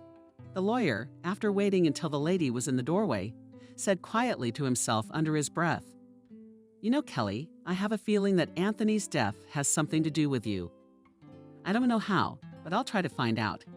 From that day on, the notary and part-time good friend of the deceased Anthony began his investigation. Who knows where it will lead him? The angry widow was on the verge of a nervous breakdown. So many years and all for nothing. Desperate, she thought. It turned out that Anthony did suspect something. He'd written such a convoluted will. Her emotions were running high. Her heart was racing. I wanted to go out and strangle someone with my own hands. Preferably that nasty red dog she'd unfortunately dumped by the roadside. Who knew it could come in handy? Rio? No, Rio. Gasping, Daria shouted, coming down in pursuit of her four-legged friend Rio. Stock girlfriend and the young handsome dog only turned around at the call of his mistress. But nature's call was many times stronger. Standing still. For a few seconds, Rio decided that a passing bird is more important than David's call, and throwing a guilty look at his mistress started running. Stop, stop. The young mother was already visibly tired and unable to run anymore. She stopped on the spot, resting her palms on her knees to catch her breath. What kind of dog are you so annoyed with? She exhaled. The older Rio got, the harder he became to handle. At home, the dog behaved much more calmly than he had as a puppy. But outdoors, every time he saw a big bird, he was out of control. Otherwise, everything was fine. Little Rio grew into an adult, very handsome and intelligent dog. Perhaps the problem was his special intelligence. He understood too well everything that was going on around him. That's why he sometimes allowed himself such pranks, like today. Having analyzed the situation, he decided that catching up with the bird was more important than obeying his mistress. This peculiarity of the dog added a lot of problems to Daria. Rio was so fast that it was impossible to catch up with him. But now Daria knew that this behavior was just a peculiarity of her dog's breed. She found out at the clinic where she worked. They were talking about the employees' pets, and Daria decided to check with the doctor about something concerning Rio. Martin, I was wondering. You see, Thomas and I just recently got a dog, but something just struck me as odd. I thought maybe you might know something about it. I'm listening interested, the doctor replied, and stepped forward onto the counter. Congratulations, by the way, a new member of the family. That's great. What breed is it? May I ask? If I knew, I would love to tell you, she guiltily smiled. We found him on the road. Can you believe someone left a baby all alone on the highway? He was so small. He didn't look more than a month old. I don't know what kind of breed he was. But from a baby, our Rio was already a big dog. She proudly squared her shoulders. Yes, it is an interesting dog, though not obedient Rio. The man laughed good-naturedly. Interesting name. Did you come up with it for him? I don't know about that. We didn't come up with the name. The puppy had a collar with Rio de Janeiro engraved on the other side. We decided to call him Rio. And on that collar, there was some kind of capsule. I didn't pay much attention to it at first. I don't know what kind of gadgets they come up with. But when my son and I took a closer look at this capsule, we found a note inside it, and in the note some number. I don't know what to think. It seems nothing unusual, but I can't get these numbers out of my head. The doctor thought for a moment. He looked away. He nodded, nodding his fingers at Daria. I'm not likely to be of much use to you here, he answered honestly. Maybe the phone number of the owners? Oh no, it's definitely not a phone number. There are too few digits. Thomas suggested that perhaps it was his personal number, but an identifier, especially since he was branded on his stomach. Well, Valerie stretched out. I don't think so. To identify this or that animal, he is implanted with a chip. You know yourself. And the number on a piece of paper? Maybe someone is doing it, but in my practice, it has never happened. I see, answered Daria. It's a pity you don't know. I guess I've been giving these numbers so much importance for nothing. I suppose so. What's his branding? Daria shrugged her shoulders. Now she was stinging her hand along the inside of the counter, trying to find her smartphone. Yep, here it is now showing a picture of the branding. She rummaged through the pictures for a long time, trying to find a picture of the branding that flaunted on Rio's belly button. She was sure she'd taken a picture of it, but it seemed she'd been mistaken. Thomas Picks, Rio blurry pictures, meter readings, and there was still no branding. No sign of it. Daria shook her head. I can't find it. Just show me a picture of the dog. I'll tell you the breed. Right. Daria returned to her phone and proudly turned the screen to the doctor. Martin looked at the picture for a long time. He glanced uncertainly at Daria's receptionist. Are you sure this dog was abandoned? The woman smiled sadly. But of course, at least it looked that way. Why, it's an Irish setter. Raised his eyebrows, doctor the hunting breed. If it has a pedigree, which it probably does, judging by the branding, it's a very expensive dog, dear. Anna frowned. But who would leave an expensive puppy on the highway? It would be better to sell it. And why did they buy it at all? It's ridiculous. She brushed it off, and I'll tell you who would. A doctor leaning on the counter. Someone with a lot of money. I don't know what kind of idiots they are. But apparently there are some Irish authors who are very intelligent and very active in nature. Such a breed should be practiced ideally, go hunting. But you're hardly a hunter. Huntress, right? Oh, what a hunt. Daria laughed. I don't know anything about it at all. She hesitated. Said her so no. I assumed he was a thoroughbred. But what's so expensive? What kind? The doctor nodded confidently. You know, what if you could show me the branding sometime? We could find the kennel, and then we could find the owners. Maybe he wasn't dumped at all. Maybe he was just lost. But no, the owner said firmly. I love our Rio, and my Thomas loves him to bits. Suppose we find the owners. And then what? I won't give him away. Do you know? Martin smiled. It's an interesting situation. Good afternoon. Sorry I'm late. A girl appeared in the doorway of the veterinary clinic. Guilty, looking at the doctor. In her hands was a small carryall, and sticking out of the small window was the face of a Yorkshire Terrier. Can you still see us?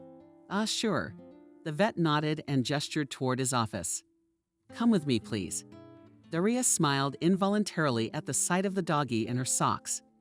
She suddenly remembered that her son was waiting for her at home and very dirty. After a long walk the dog that Thomas would hardly be able to wash well by himself. Daria thought for a moment. As Valera said, did she ask herself or her sisters? Daria, the breed of dog. Her thoughts continued to revolve around the information she had just received. But really, what difference does it make how much a pet costs if it's part of your family? It could be an expensive and pedigreed dog or just a mongrel. Now Daria. It was even scary to imagine that she could give up their four-legged friend in favor of money. Daria called her son once more, asking how they were doing with the attempt, and looked at the calendar on the city streets. It was going to be a real spring. The snow was almost all melted. The air smelled of both earth and fragrance, and the awakening life hunting dogs needed more movement. She thought and decided it was time to open the dacha season. David had no apartment of her own, but there was an old shabby house outside the city. She had bought it from a colleague, back when Thomas was a baby. The young mother decided that the child definitely needs fresh air, and she, in turn, her own real estate, taking a loan, which, by the way, she still has not fully paid off. She became a homeowner in the winter on this daughter was impossible to be on this house. No heating. But in the summer, it was so beautiful. And in the spring, of course, it was nice too. Having decided that it was high time to start going to the country house, Daria immediately informed Thomas about the upcoming trip, and with joy in her heart started to wait for the weekend. By Friday evening, the whole family, including the dog, arrived at the cottage. Daria got out of the car first to open the gate. Thomas, along with Rio, remained seated inside for the time being. The woman got out of the car, looking around. She took a deep breath of the fresh, already slightly warm air. "It's beautiful," Daria said aloud. She opened the old gate to park the car inside the lot, got back behind the wheel. When the car pulled inside and the gate was closed again, the mother nodded her head to her son as a sign that they could get out of the car. "Just be careful with hers," she warned. "Yep," replied the boy and opened the door wide at the same second. As if at the speed of light, an excited dog jumped out of the car. For a couple of minutes, he secured the territory, and then, contrary to the expectations of his mistress, sagged, and Plasteski lightning fast passed and bent under the closed wickets. "Rio, stop." He ran after the dog, shouted the frustrated Daria, "Stop, to whom I say stop." But the infatuated dog did not even turn around at the call of his mistress. He with amazing grace maneuvered among the bare bushes and put piles of snow, deftly jumping over large puddles, tired from running. Daria stopped and looked angrily after Rio's pets, as if guided by an invisible thread, definitely running towards his goal. But Daria had no way of knowing what that goal was. She panted and chased after the tireless hunter again. After all, he had almost disappeared from her sight. Eventually, the restless Rio led her to a wide field. There he, in spite of the fact that almost up to his chest, fell into the snowdrifts. With incredible speed, he flew into the bushes and picked up a large flock of large birds unknown to Daria. The birds noisily beat their wings and flew into the air at once. Rio finally stopped, mesmerized, watching the game. Also watching the birds, mesmerized, was Daria herself, as beautifully as it came out of her mouth. She shifted her gaze to the psoriasis and "Get over here already." The dog looked at his mistress with an expectant gaze. He seemed to be waiting for something. He tilted his head to the side. There was disappointment in his gaze. It was as if he was telling her, "Well, what about you?" Daria took a step toward Rio's dog. "It's time to go home." The dog only barked unhappily in response. Daria, however, continued to slowly approach the dog to grab the prankster by the collar and lead him home. "Why are you so eager to catch those birds?" she asked him. "Of course he does." Suddenly, a rough male voice came from behind her. Daria flinched, turned around, and saw a tall, broad-shouldered man approaching her, a large gun dangling from his shoulder. He was wearing a camouflage suit and thigh-high boots. The stranger smiled broadly as he approached. "You don't have an ordinary dog, but a real hunter," he said. "You don't have to feed a dog like that. Just let him pick up the game. And from the looks of it, you have a fine specimen. I envy you," he said, coming almost right up to the woman. I know," she said, embarrassed. "But I'm not a hunter at all." She smiled guiltily. "So my friend will have to run home as soon as possible. I think it's getting dark." The man opened his eyes wide. "Really?" He stretched out in surprise. "Such a dog should definitely go hunting. I'm telling you this as a hunter with experience. And otherwise, why did you get this breed? Would you have gotten a Chihuahua For example, sensing the irony, Daria rolled her eyes resentfully.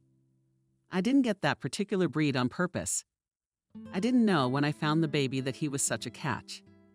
She looked at Rio and stroked his head affectionately.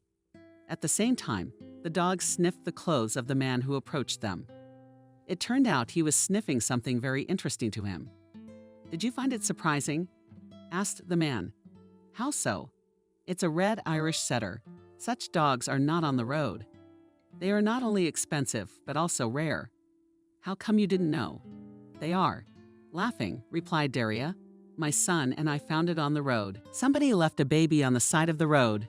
Dumped a little puppy. It wasn't far from here, by the way. We were just on our way back from the cottage. That can't be.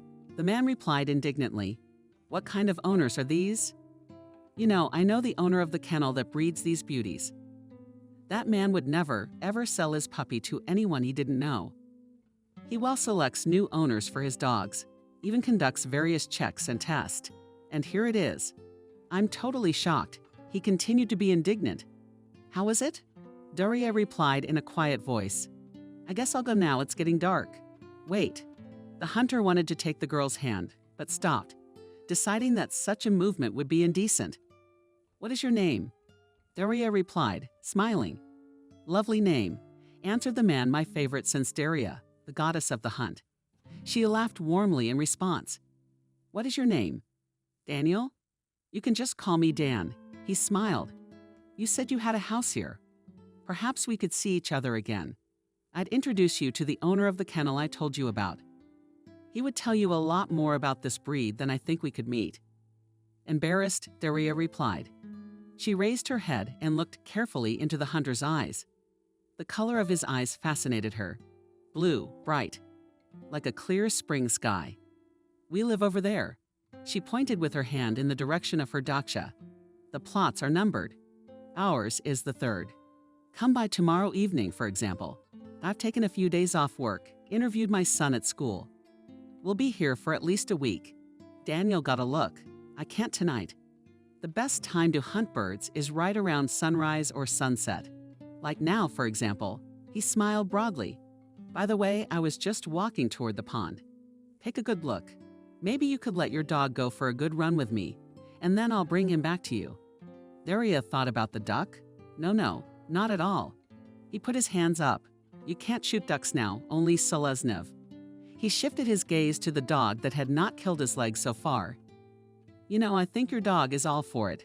He doesn't need to be trained. I've seen him pick up birds. I think he can do it. What do you think?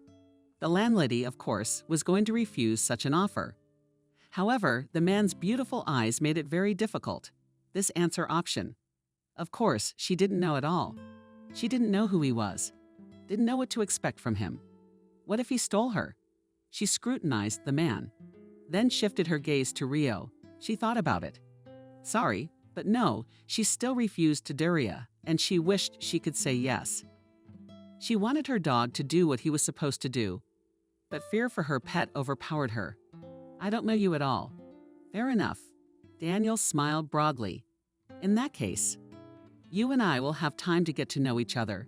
Daria started, and I hope she spent a few more long seconds, looking at the man with confusion. There was something about him that tugged at the delicate strings of her soul. There was in him a masculinity, a bravery of undeniable strength, and even nobility. Daria was too shy to ask her new acquaintance how old he was, but she guessed that he was older than her, but not by much. Daria had never really thought about hunting as a hobby. It was a hobby. It always seemed barbaric to her, not modern. It's one thing to buy meat to make dinner for your family, and quite another when it's just entertainment, killing for fun. It made her cringe. All in all, she didn't quite know how she should feel about such a sport. Nor had she known any hunters until now. But Daniel seemed a good-natured man, interesting and intelligent. Mommy screamed, Thomas, Mammy, where did you go? The boy ran out of the house when he saw his mother through the window. I thought something was wrong. Oh, Thomas, I'm sorry. Mom grabbed her head. I didn't realize you'd be so worried. And I didn't get a chance to come back earlier. Of course I will. What happened? Where'd he run off to? The boy was right next to Rio. examining him from different angles. "Kid, are you okay?" he asked, putting the flask of his favorite dog with his head. "It's all right, all right. Don't worry," reassured the mother to her son. Walked up to Thomas and kissed him on the top of his head. Rio chased the birds as usual. Thomas laughed warmly. He must think he'll take off on his own one day. Where was he in the field? Do you remember when we used to walk there in the summer? And we met someone. Who? Thomas asked in surprise with one uncle. Telling about Dan, Daria was momentarily embarrassed he was a hunter. He said that our Rio is also a born hunter. That's why he chases pigeons in the park. Even offered to take our Rio hunting. But I refused. I don't know this man to hunt yet. The boy's eyes rounded with delight. Shit, Mom, why did you say no? Rio, alas, was a real tough dog and would have caught us a bear. Daria laughed, but not a bear. But a duck, maybe. I actually like duck. By the way, it's been a long time since you cooked Putin, and the legs. Thomas hugged the dog once more and then rose to his feet. He folded his arms across his chest with a smart look. Or maybe I want to go hunting too, he said suddenly. Asked this uncle. Maybe he'll take me too. Surprised, his mother splashed her hands. Honey, I told you, I don't know him at all. How can I give him Rio and trust you? Maybe, sure, but later. But Mom. The boy was indignant and, calling the dog with him, walked deep into the lot. A few hours after the unexpected encounter, Daria and her family were walking slowly along the plots, looking around carefully. During this time, she had already managed to sort out all the things they had brought with them to clean the house. After the long winter, when all the chores were done, the family went out for an evening walk with Rio. The dog made a careful detour all around. Every now and then, listening to something that apparently only he could hear every now, and then the dog would freeze in place on you in his dangling ears. And sometimes he would get into a stance as if preparing to jump, noticing something that Rio was ready to lunge at. Daria would stand too, spreading her legs wide so she wouldn't fall. When the dog had done all his business and Thomas and his mom were about to walk toward the house, an attentive Rio froze in place and then tore off with such force that Daria couldn't keep the leash in her hands. Rio, what on earth are you going to do, Rio? Shouted. She ran after the dog to her mom. Stop, suddenly Thomas shouted. I'll catch up with him myself. With these words, the boy ran forward. Daria stopped abruptly. How grown up is he? She thought, watching Thomas. So independent. Thinking so, she headed in the direction her son and the dog had run off in. After a few turns, Daria noticed an unusual sight. There in the distance stood her Thomas, actively gesticulating with his hands and telling something to an unfamiliar man. A mother's heart skipped a few beats. Who the hell is that? She managed to think. Concerned mommy quickened her step, trying to get to her desired destination as quickly as possible, coming closer. She exhaled with relief. Standing next to Thomas was Daniel. The sight she saw made her heart beat faster and her cheeks visibly redden. Her son looked at his companion with a look of delight.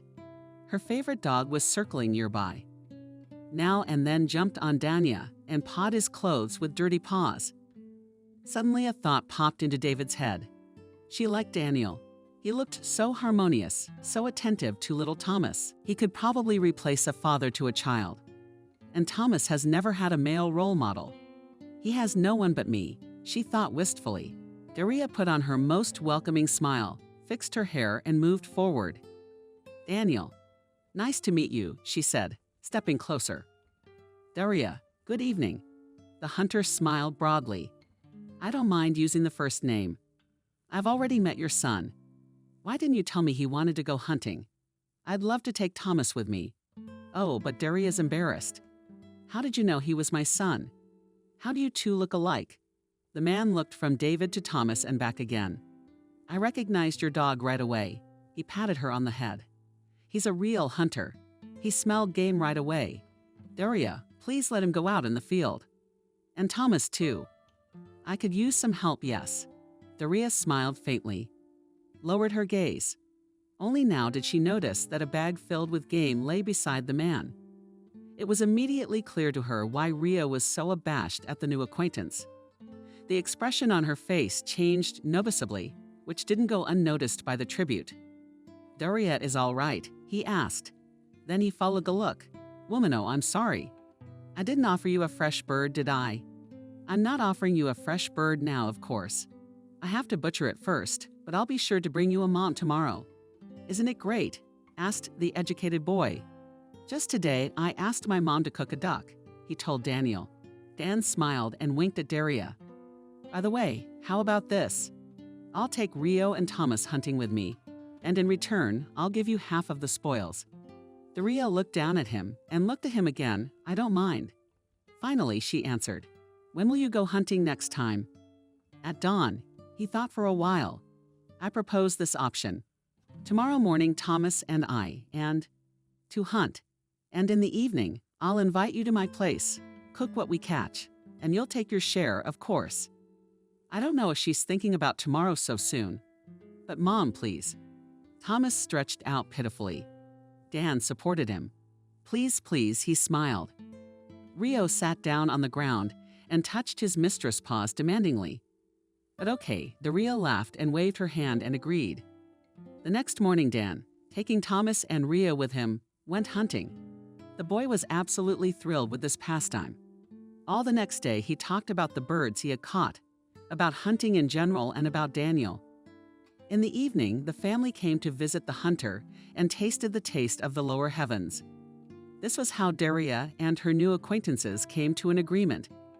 She would allow her son and Rio to go out into the field with the man. In return, he would treat them to fresh meat. Daria sometimes wondered if it was me who owed him. Thomas is so happy, busy doing what he loves, but she wouldn't admit it to a man. Still, she enjoyed spending time with the hunter. Of course, their communication was not limited to this arrangement. The young people often went for walks together. Thomas and Rio would run ahead, and they would follow. Talking about everything, Daria could not admit to herself that she liked this guy. Her previous relationships had left a deep scar in her soul, but it was hard to go against her own feelings. And it was obvious that Daria liked him too, or even more so. They could talk for hours. They could walk without getting tired. The girl often noticed how the young man looked at her, how he looked into her eyes. Such moments turned everything inside her upside down. She wanted to scream, "But kiss me at last," but she remained silent. Donnie, on the other hand, was very modest. Maybe he was afraid Daria wouldn't reciprocate. Or maybe he was afraid of ruining their relationship by being too hasty. In the end, each of them knew exactly what the other liked, but no one dared to take the next step. Toward the end of the week, as David and Thomas' unplanned vacation came to an end, they decided to stop by Dan's house to say goodbye. Upon learning that his new friends were leaving, Daniel was very upset, even though he had already planned to return to the city in the next few days. After some thought, he suggested that next weekend they go to a different place together. Fresh air, hunting, a small cabin in the middle of nowhere.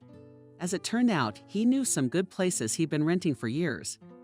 Daria was nervous, but agreed to stay with the man, to sleep in the same house.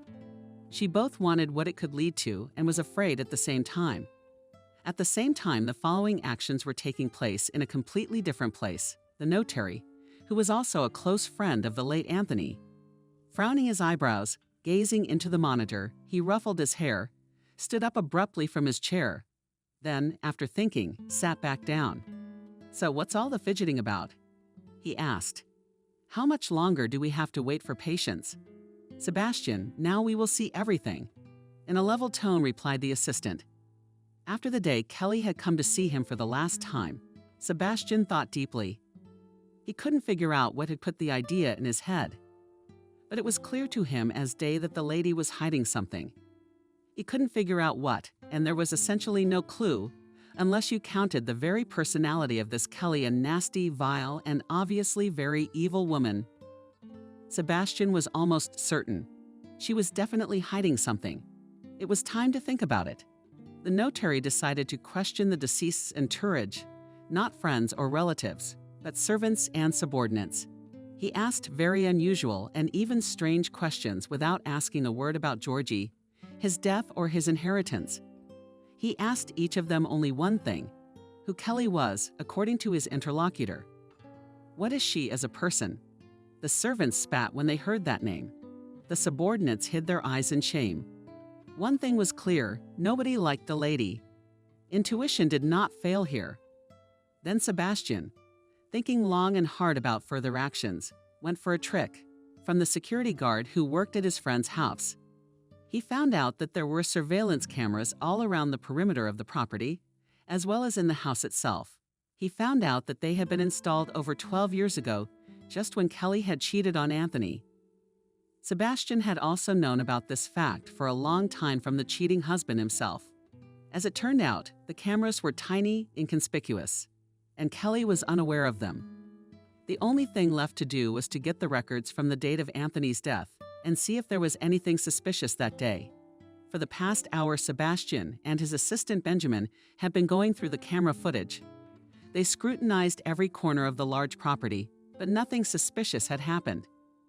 Then they started to look at the footage from the house, but there was nothing there either. When the lawyers had almost given up hope, thinking that they would never find anything, they noticed the strange behavior of the couple in the living room. The very moment when Anthony brought the dog into the house, when the couple began to quarrel. And now the woman ran off to her bedroom, and the worried husband followed her. There they are in the bedroom. There's the bastard, pretending to sob. And then, oh my God, look, shouted out the worried Ben. This is the moment of death. With a lump in his throat, he said. Yes, quietly whispered to Sebastian's assistant. What they saw shocked them. Sebastian was right. She was the one to blame for his friend's death. She was the one who hadn't called an ambulance for him in time. That was it. Kelly be damned. Sebastian rose sharply to his feet, but she would pay for this. He said harshly. But Chief, who gets the inheritance then? The aide asked gently. I don't care who. The main thing is that I will do everything I can to make sure that this woman gets a fair punishment for the death of my friend. And Daria, Dan, Thomas, and Rio came to the country. Dan had rented a beautiful, spacious hunting lodge deep in a centuries-old forest. The young hunter had made sure everything went smoothly in advance. He chose a suitable house for rent, bought the necessary groceries, and didn't forget to bring some treats for Rio and extra gear for Thomas this weekend. Dan, though he tried not to show it, wasn't hoping for flying prey. He wanted Daria to be his true friend. Arriving at the appointed place, the woman began to carefully arrange her things. Dan, standing next to her, looked at her with loving eyes. Maybe later, he asked, smiling. Now let's go to the forest. And soon Thomas and I will go hunting. Well, Oscar will wait, Daria asked, laughing. What the hell is that? But things also, laughing, he replied.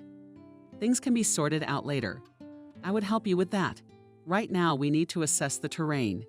Thomas, Rio, you to the window. Let's go, let's go. The baby and the dog jumped happily in place. The whole company left the house. They walked slowly, measuredly. Every now and then Danila stopped to look around, and Rio followed him, sniffing every bush carefully. I would never have noticed, the girl said, pointing her head at another trail. But you're so attentive, you see everything. By the way, whose trail is this? A boar? Answered Dan. And then he raised his eyebrows in surprise. Because right behind him, someone's voice synchronously answered David's question. A huge boar. The older man, unfamiliar to her, repeated cheerfully. Daniel, nice to meet you. Also came Spring. Benjamin, the hunter, took a confident step towards him and shook the hand of the acquaintance firmly. That's what a professional means. No animal can hear you. You move so stealthily. Benjamin smiled, it's all experience. He shifted his gaze to Daria. I'm so glad you'll come to your senses. How beautiful is your wife? He said. Daria blushed, and Daniel coughed embarrassedly. It's not me. Why did he come to you? His comrade interrupted him. I don't remember you being here. I think that dog is mine. Where did you buy this handsome dog? Did you get it off the street? An owl? What kind? Oh, he's so handsome. He rubbed the backs of those who didn't resist at all. Rio. Oh my. Is it a good thing we met you? I forgot I promised Daria. Dan looked at his companion. Meet Benjamin, owner of the best kennel of red Irish sweaters. Remember I told you about him? Eh? Hello, the beautiful girl smiled and extended her hand. I'm Daria, and this is my son Thomas. I didn't buy this dog, you know. I found him on the highway. Somebody threw him out when he was just a baby. That Benjamin seemed so lazy. What kind of nonsense is that? It can't be. Daria shrugged. Maybe you and I found our Rio on the way back from the cottage. Was it like that? Stop impolitely. Rio's kennel owner interrupted her. Is that really our Rio de Janeiro? He was bought from me by a good man, also a hunter. Unfortunately, he died. It can't be the same dog you have. He still has his owner. Benjamin unceremoniously approached the dog, ordered him to lie down. The man's stern and confident voice convinced the dog not to show off, but to obey the command. Probably it was the result of years of experience with dogs. Or maybe Rio realized something when the breeder scrutinized his belly. He almost jumped with surprise. This is indeed the branding of my kennel. Where did you say you found it? And Daria, together with Thomas, once again told the story of how they met Rio on the road. Benjamin's eyes grew sterner, his eyebrows furrowed sternly. After listening, he said menacingly, did Kelly get rid of the puppy after Anthony died? No, she'd always been a peculiar woman, of course, but not like that. His eyes went blank. His expression was one of utter disappointment. I've always been so careful about choosing owners. I wanted my dogs to live with decent people, and now this. We're decent people, too. Little Thomas interjected into the conversation. The older man smiled affectionately at him. Oh, I'm sorry. I'm glad Rio has found a new family. Of course, and I can see you're taking good care of him. But the way Kelly's been acting, I'm gonna go over there and find out. I'm sorry, folks. I gotta go. Dan, I'll call you back. With that, the kennel owner walked away with a quick stride. That's how it is, isn't it? He shuffled from foot to foot in embarrassment. Why is he going to see Laura?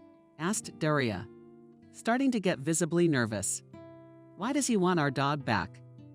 Not giving it back is our dog Daria. It's okay. The guy calmed her down. You don't have to worry so much. Yeah, Mom, don't worry. This guy seems cool. He won't do that. I hope not, the woman said quietly. It was night. The company had already returned from the hunt, having caught a lot of game. Thomas ate a hearty dinner and went to bed on the second floor, while Rio quietly suggested the spacious recliners in the corner. Daria sat in front of the fireplace, putting her hands to the fire, and the dialogue with Benjamin did not come out of her head. What will happen now? She wondered. What if this Kelly wanted Rio back? She was snapped out of her musings by a gentle touch on her shoulder and the low voice of a tribute. Are you worried about everything? Yes, I am, she confirmed, realizing that it was unlikely that a man like Benjamin would bring the dog back alive. But suddenly she looked up sharply and only now realized how close Dan was to her. Her head spun, her fingertips began to prick, and she wanted to pull away, shying away from the unnecessary closeness. But the beauty of Dan's eyes so mesmerized her that she was unable to move. The scent that emanated from the hunter's dura beckoned piney, subtle notes. He literally smelled like a forest, a woody odor and the smell of gunpowder. She shifted her gaze from his eyes to his lips. It's like I can feel the change coming, she said in a whisper. So do I, Dan answered. And unable to hold back any longer, she pressed her lips to his. His kiss was so tender. He seemed to stop breathing, afraid of offending the girl of his dreams, when he gently pulled away. Daria, on the other hand, took the initiative. From that very night, the couple became one and never parted again. A few days later, the young people, overwhelmed with happiness, could not think of anything else. They could not get enough of each other's company. Every day the couple spent together, and the thought of parting for a moment drove them crazy. One similar morning, Daniel, who was self-employed and free from strict schedules, invited Daria to a cafe to have breakfast together. When the couples were already brought the menu and they started to choose their meals, Daniel's cell phone suddenly rang. Who is it? Daria asked carefully. Something important. It can't wait. Let's see. Daniel pulled his smartphone out of his pocket. Benjamin is calling. Suddenly the hunter said, "If you want, I won't answer it." Benjamin is the owner of the kennel. She is interested, pitched forward. Answer it quickly. Suddenly he's already gone to see the woman. Dan shrugged his shoulders and answered the phone. As the conversation progressed, the expression on his face changed. After many minutes, he finally hung up the phone and looked at his beloved seriously. "So what's the impatience there?" she asked. "Speak rather differently.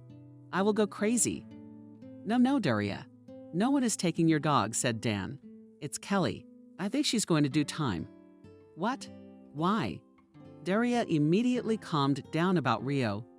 "So that's the profile of Rio's ex-mistress, huh?" "Yeah, a normal person would never do something like that." "So what did she do?"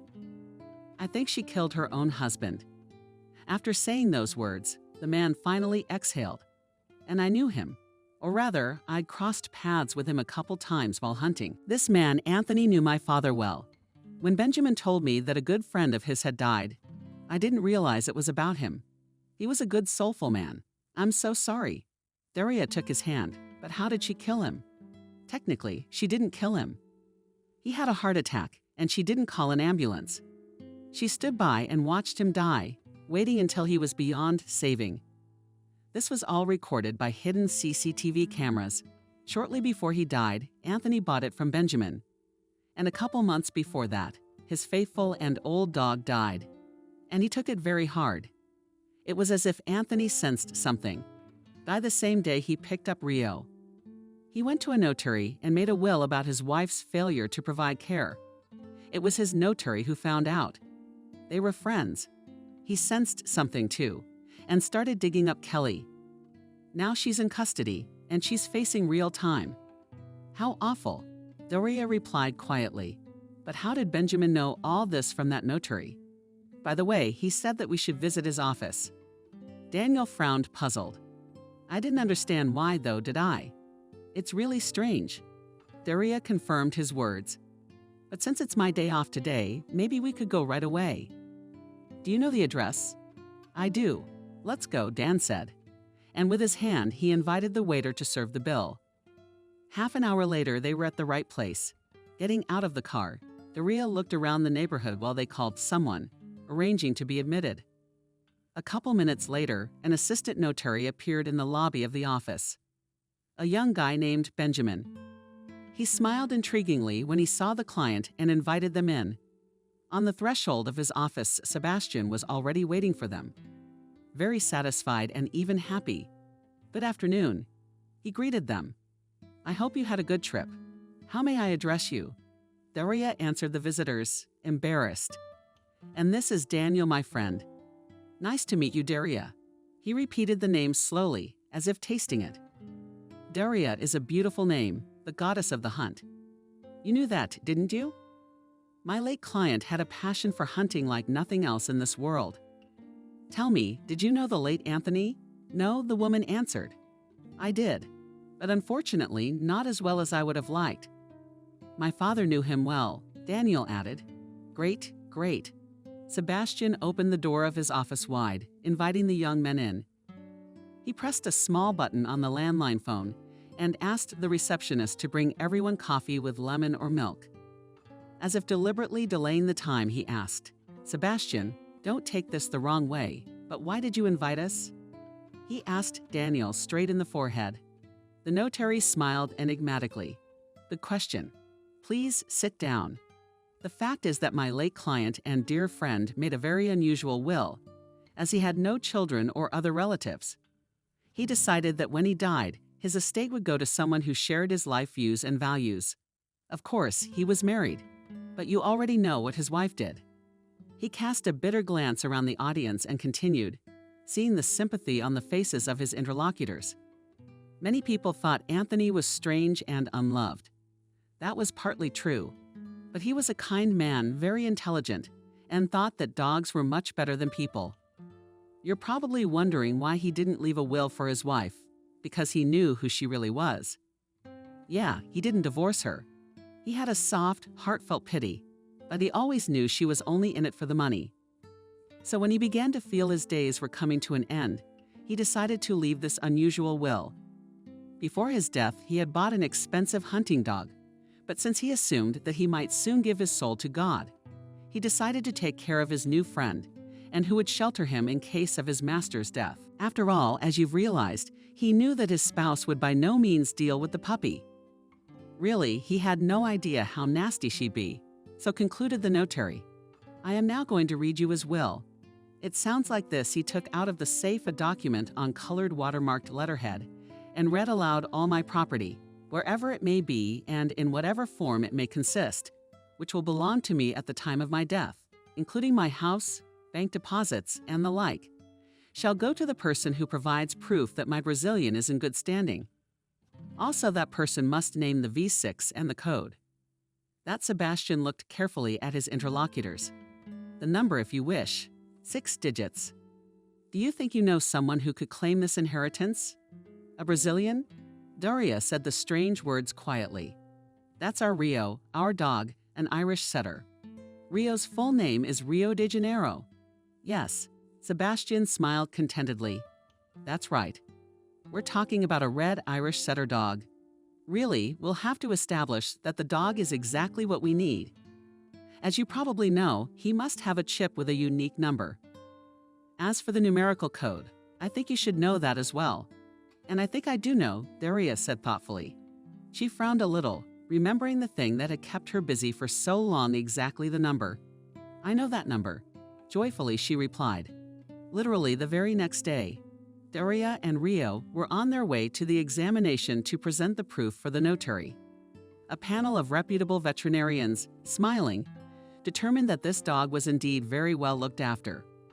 A little later, Daria, going through her jewelry box, found the right code. The same numerical code that she and Thomas had found in the capsule that hung on little Rio's collar. Thus, Daria received an incredible inheritance, a huge house, and a large sum of money.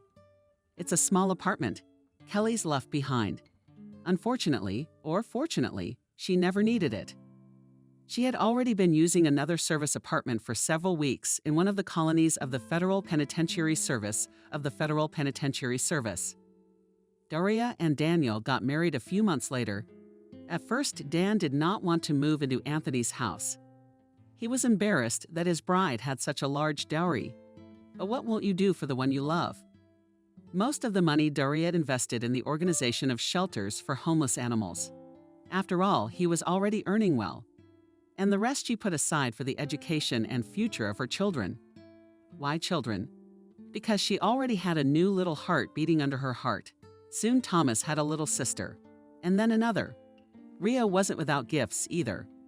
One early fall morning, he was thrilled to find a little redhead in the yard.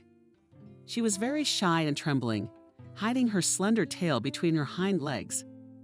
But Rio's alert cavalier quickly explained to her that no one would ever hurt her here. Every hunting season since then, Daria, tangled in a warm plaid, usually stood on the veranda for a long time, holding a hot cup of steaming coffee, and looking after her most beloved and closest in this life, a tall, well-built, blue-eyed man to his young companion, a teenager and 2 cheerful, gusty Irish senators, hot as fire and bright as the low sun rising on the forests.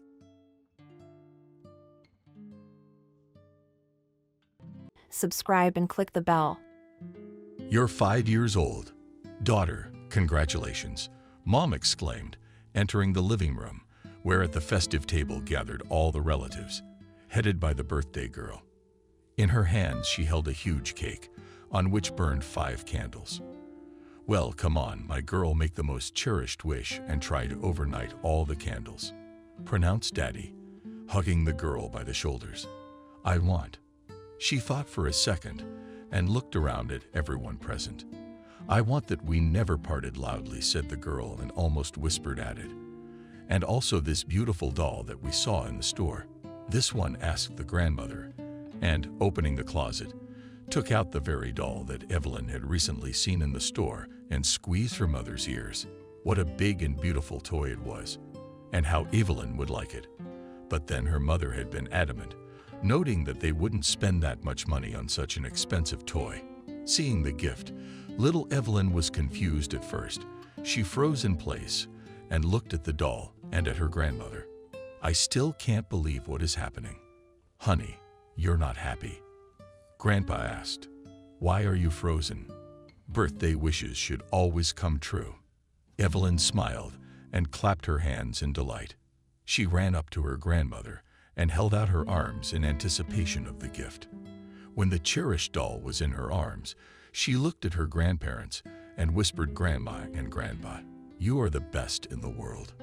Cindy and David, next time, consult with us. Before you give such expensive gifts, are you spoiling Evelyn?" and admonished the pensioners in a disgruntled voice, the mother of the birthday girl. "And I don't think we should indulge a girl's every whim." But her husband's parents disagreed. "Maria, who else should we spoil?" Grandpa stepped in. "Who knows what will happen tomorrow and how long we have left? And what's wrong with a child to be happy? Especially she is our only granddaughter," added the mother-in-law. Evelyn was used to such conversations. She paid no attention to these words because all her thoughts were already in the yard with her favorite doll. The girls would burst with envy. "No one has such a thing," reflected, smiling girl. Maria sighed heavily. She had nothing to say. She lived here on a bird's license. Her mother-in-law ran the apartment. Maria had met William at a friend's party 8 years ago. The guy fell in love with her, and as they say, at first sight. At that time, Maria had a young man whom she dreamed of marrying. But only this young man had completely different priorities. As he himself told her more than once, he hadn't piled on yet. What was the point of rushing into it? Maybe we're not right for each other, he explained to her while he looked around. "Actually, I'm 21. Maria insisted. "It's time for a family and kids. Why procrastinate? Especially since we've been together for 2 years. But he ignored all her arguments. Maria was angry, but she was patient and waited. Suddenly, she was invited to a birthday party in a tomb. There were a lot of people at the party, and William was among them. He immediately attracted attention. The girl stood out too much from the crowd. Despite the fact that he was tall, handsome, polite, and expensively dressed, which spoke of his rather financial condition. But for all that, he was very shy. But even his modesty did not prevent him from asking Maria out on a date. And on the second date, he asked her to marry him. Maria was well aware that she had no feelings for him, but she really wanted to take revenge on her ex. Therefore, without thinking, she gave her consent. And in a month and a half, the girl stood in the registry office, in white, and mind-blowing wedding dress. Everything as it should be. Then a motorcade of several cars drove them around the city, and all the girlfriends were bursting with envy. "Yes, Maria, you're lucky to get a guy with money and an apartment." "Yeah. Well, what are you gonna do with your parents? They're not forever. But in the center of the city, you'll live like Christ at your side," they told each other. After the ceremony, the newly wedded couple flew to the sea and a whole week enjoyed the sound of the surf and basked under the hot sun on the hot white sand. Maria was over the moon with happiness, but the euphoria quickly passed and the reality remained. Back home, they plunged headlong into everyday cares. William was at work all day long. Maria was finishing her degree in knitwear. The spouses saw each other only at breakfast and dinner when William came home. But Maria was satisfied with this state of affairs. Finishing her studies, she met every day with her girlfriends. Did they gossip in cafes or sing karaoke? She met her ex a couple times. He held the hand of his new party and pretended not to even know Maria. His indifference was a terrible blow to the girl's ego.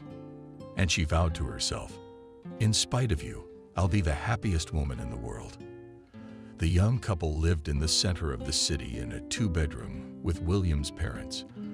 The apartment, of course, was not huge, but there was plenty of space. The big room was given to the young, and in the smaller one, the owners themselves organized. My mother-in-law continued to run the household, and Maria was very happy about it. "You have your whole life ahead of you to prepare and clean." Maria's mother-in-law kept saying, "Children will go quickly. All you learn to cook and wash and iron. And while there is time, enjoy life." Maria liked this life very much. After graduating from technical school with a specialty, she decided not to go anywhere and went to work as a clerk in the nearest store to the house. Paid, of course, a little, but it was enough for little girls. Weekends she went with her friends to the disco, periodically acquired. William did not say a word to her. He himself was happy to see his young wife happy and satisfied, and his friends couldn't stop admiring him. You could only dream of such a thing. They talked about William. He doesn't limit anything, doesn't reproach anything, doesn't forbid anything, doesn't yell Maria, "Should you carry him in your arms?" Oh no, he should thank all the gods that I met on his way. Laughed the young woman in response. Few people would agree to live with a mother-in-law and mother-in-law. "Come on, your mother-in-law is a saint," exclaimed back her friends. "On such a one only pray." "Well, then pray," parried Maria. "I'd rather live separately, but it's probably more convenient for my William." With sadness in her voice, cried the woman. A year after the marriage, Maria realized she was pregnant. William was incredibly happy. He literally carried his wife in his arms. Cindy and David were anxiously waiting for their granddaughter to be born. They worried about their daughter-in-law, did not allow her to do anything, so that she would not suddenly get tired. They controlled her diet, her sleep. Mother-in-law freed her from all the household chores, although in principle Maria, and before, did not help much. And she was fine with it. But still, every chance she got, she reminded me, "The apartment is not mine. What right do I have to manage and change anything?" When Evelyn was born, and Maria didn't feel very excited when you were pregnant, you thought you were ready for motherhood. And when the baby girl came into the world, she was a very annoying young mother. I didn't realize she would need so much of my attention. She took up all of my free time, and she was soul-crushing. Maria, friend, everyone said that the first year, the baby only sleeps. But that's not really the case. Not only does she wake up with the roosters and nice outside during the day, but at night she wants to play. Can you believe it? And I'm exhausted. I want to sleep too. And the figure of a girl, look at what I look like. Instead of breasts, there's some kind of sacs. Her stomach hangs. "Maria, we don't understand. We don't understand," her friends objected. "Your mother-in-law is dusting you off. All you have to do is raise your daughter, and that's all you do." That's easy for you to say, William. He doesn't help me at all. A girl comes home from work and goes to bed. She plays with her daughter for maybe 15 minutes, and that's it. That's interesting. So you want your husband to work and take care of your daughter. And what will you do? Sleep. I don't know, but my daughter's not just mine, she's ours. That means that both of us have to take care of her. Time flew by. Evelyn grew up. She learned to play on her own and sleep longer. Maria went back to work, and she was glad she did. Every day in the mornings, she took the girl to daycare and flew to work. In the evenings, she did not hurry home. She liked to sit and gossip with her friends, drink tea, discuss the latest news. She didn't worry about the girl because she was sure that her father or grandparents would come for her. Evelyn did not reach for her mother and did not miss her unnecessarily. She loved her father madly. And about the grandparents, there is nothing to say. The child simply idolized them, and those in return did not dote on his granddaughter. William also adored the girl, but because of work could not give her much time. But when in those rare free moments they went out for a walk or to have fun. Little Evelyn remembered it all for a long time and remembered at any opportunity. And recently he promised to give her a small kitten. Evelyn clapped her hands in delight, but she immediately blew it off. "Mom probably won't let him," she said quietly, looking into her father's eyes. "Well, let's not tell her anything yet, and we'll see. Maybe I can talk her into it," Dad promised. The day before her birthday, Evelyn and her parents went shopping for a new dress. And that's when she noticed the beautiful doll that stood on the highest shelf. While her mother tried on her cover and twirled the girl in all directions to assess how well the new outfit fit, the girl kept her eyes on the toy. "If you want, you can choose another dress. Which you like the most?" Smiling, offered Maria.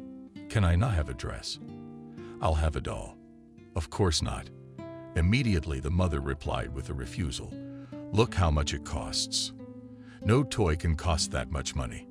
It's not gold after all." But the grandparents decided to fulfill the dream of their only granddaughter. And the girl was so happy. She had already decided to go to the street to show her friends a new doll. As suddenly froze on the threshold and listened. Her attention was attracted by a quiet squeak that came from the bedroom. Putting the doll on the floor, she decided to check what the sound was. Looking into the room, the girl saw a huge box with a bow in the center. Quickly opening it, she shrieked in surprise. Inside the dolls was a tiny gray kitten. Evelyn immediately ran out of the room and threw herself around her father's neck. "Are you the best daddy in the world?"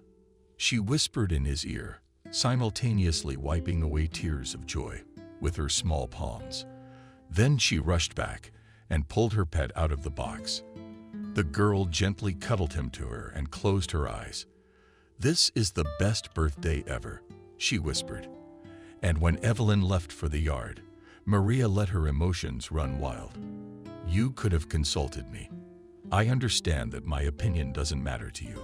One gave an expensive doll, the other brought this furry monster. The woman was offended that her gifted dress was the one the girl liked the least. She almost cried with resentment. "I want to remind you that I'm raising her alone. I'm trying to raise her to be a human being. All you can do is pamper her and let all my labor go to waste." And then Cindy, Maria, came to her son's defense. Her tone was steady and calm. "Can't you rejoice with us with your daughter? Instead, you're only on her birthday. What's so terrible about a child's wishes being fulfilled? Your dress is also incredibly beautiful, but you have to realize that she's only 5 years old. And at that age, she likes toys more than outfits. That's not the point." The daughter-in-law was falling apart more and more. "It's just that you all try at every opportunity to point out to me that I'm a bad mother, a worthless wife and mistress. But here you are wrong." Maria calmed her mother-in-law. "Just by virtue of youth and inexperience, you do not yet understand many things. But all this will come with the years. So you're saying I'm not capable of anything?" "Maria, stop yelling at Mom." William suddenly spoke up. "We're living in their apartment with everything. They're the ones helping Evelyn and me. And you have to admit, without my parents, it would be a little difficult. Evelyn spends most of her time with them. You have no right to raise your voice to your mom. Have you ever wondered why I still live here?" Maria turned to her husband. "Because my husband is so comfortable with Mommy. He hasn't even tried to get his own place. Every day I hear people saying we have to wait. We have to be patient. It'll be here soon. Yeah, I've been living on your promises for years. How much longer do I have to wait?" William was silent. Cindy and David watched their son with a measure of sympathy, and after a little silence, the man said, "It's a shame. I wanted to give you an anniversary present, a surprise, so to speak. But I guess I'll have to give up that idea. I've got the money for the apartment. I've saved up. This weekend we can drive around and see what's available." Maria was speechless with surprise, and immediately there was no trace of resentment. She instantly cheered up, ran up to her husband, and threw herself on his neck. His parents left the room, leaving the couple alone. They were really happy for their son, that at last he would be able to buy his own place. But it was still unsettling. They understood perfectly well that Maria is not ready for an independent life, but maybe she will learn everything faster. "My father-in-law said, 'We can only believe it,'" nodded his wife. William and Maria soon bought a one-bedroom in a residential area. But the young wife was happy about that too. During the move, she only kept talking about how the girlfriends would get a place to live. But she was not happy for long. Independent life without her husband's parents was not so simple. Now Maria in the morning not only hurried with her daughter to kindergarten, but in the evenings took her away from there because William did not have time to do it.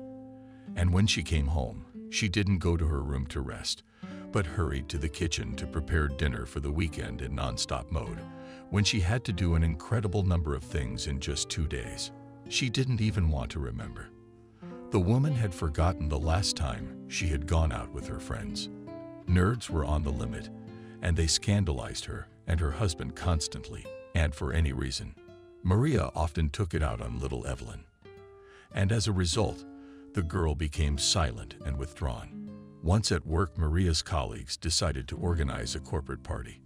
Maria warned William in advance that today he had to pick up Evelyn from daycare. William agreed and left for work. In the evening, Maria's phone was ready to explode with calls. William and her mother-in-law tried to call her alternately, but Maria persistently did not pick up the phone.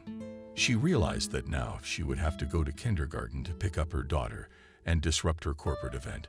But when an unfamiliar number popped up on her cell phone, the woman answered, "Maria, are you picking up Evelyn? The garden has been closed for half an hour already." The kindergarten teacher expressed her dissatisfaction. "I'm on my way," muttered Maria. In response, and glancing at her watch, hailed a cab. All the way she tried to call her spouse, but his phone was disconnected. After apologizing to the disgruntled kindergarten teacher and gathering her daughter quickly, she went outside. On her way home, she pushed Evelyn up every now and then, dragging her by the arm. The girl could barely keep up with her irritated mother. She heard her mother cursing at her father, calling him selfish, irresponsible, a worthless husband, and a disgusting father. And as they approached the driveway, suddenly the phone rang again. Looking at the screen, she saw that it was her mother-in-law. "What do you all want from me?" she whispered out of breath, angry at having disrupted the party. "Yes," barked the woman into the phone. "Maria's unhappy. Or an old woman. William's been hospitalized. I don't understand you at all. Can you explain what happened?" Maria asked, not hiding the irritation in her voice. "William was in a car accident." She tried to explain clearly, swallowing her tears. "He's in surgery now. I've been calling you all evening, but I couldn't get through." Maria left Evelyn with a neighbor and rushed to the hospital. The doctor met her there and informed her that William had died without regaining consciousness on the operating table. Injuries incompatible with life. They did everything they could. It took Maria a while to realize what the doctor had said. The woman looked at her husband's parents, sitting in an embrace on the couch. Cindy was roaring in her voice, and David, pale as a sheet, was clasping his grief-stricken wife. The whole week that followed was a blur. Black robes, lots of sad people, most of them strangers, and suddenly no one. Empty in the apartment, empty in Evelyn's soul, the only reminder of the past. The girl was more withdrawn than ever. She, like a shadow, wandered around the apartment, moving silently, and in her little heart settled universal sadness. But time does not stand still. Gradually, Maria came to terms with the loss. Unlike her daughter, who missed her daddy madly until now, the girl spent all her time playing with the cat that her father had once given her. The grandparents supported the granddaughter as best they could and often took her to their home together with her father. Only their care and love helped the little girl to come back to life. And when Evelyn went to school, Maria brought her suitor to the house. "Let's get acquainted." She introduced her daughter to him. "This is my daughter Evelyn. And this is Uncle Mark. He will now live with us, which means that he is now your daddy." The girls were not thrilled with their mother's new acquaintance. He was short, unshaven. He was the exact opposite of William. The man reluctantly extended his hand to the girl, but the girl responded by hiding her palm behind her back and whispering, "My daddy died." And soon Uncle Mark moved his things out. The relationship with Evelyn was not getting better. The girl did not want a strange man to live with them. And on the shelves of the father lay his things, but no one was interested in the opinion of the little girl. The mother was completely dissolved in the new relationship. She tried her best to please the gaggle, forgetting all about her daughter. Cindy and David were worried about their granddaughter. They saw how Evelyn treated her mother's roommate. They often took the girl to their house. Well, it was not as often as they would have liked. And soon Maria announced that she was pregnant and that she and Mark had decided to get married. And when Mark began to live in their apartment on the legal grounds of the spouse, then for Evelyn began an unbearable life. Stepfather constantly scolded the girl, punished for every little thing.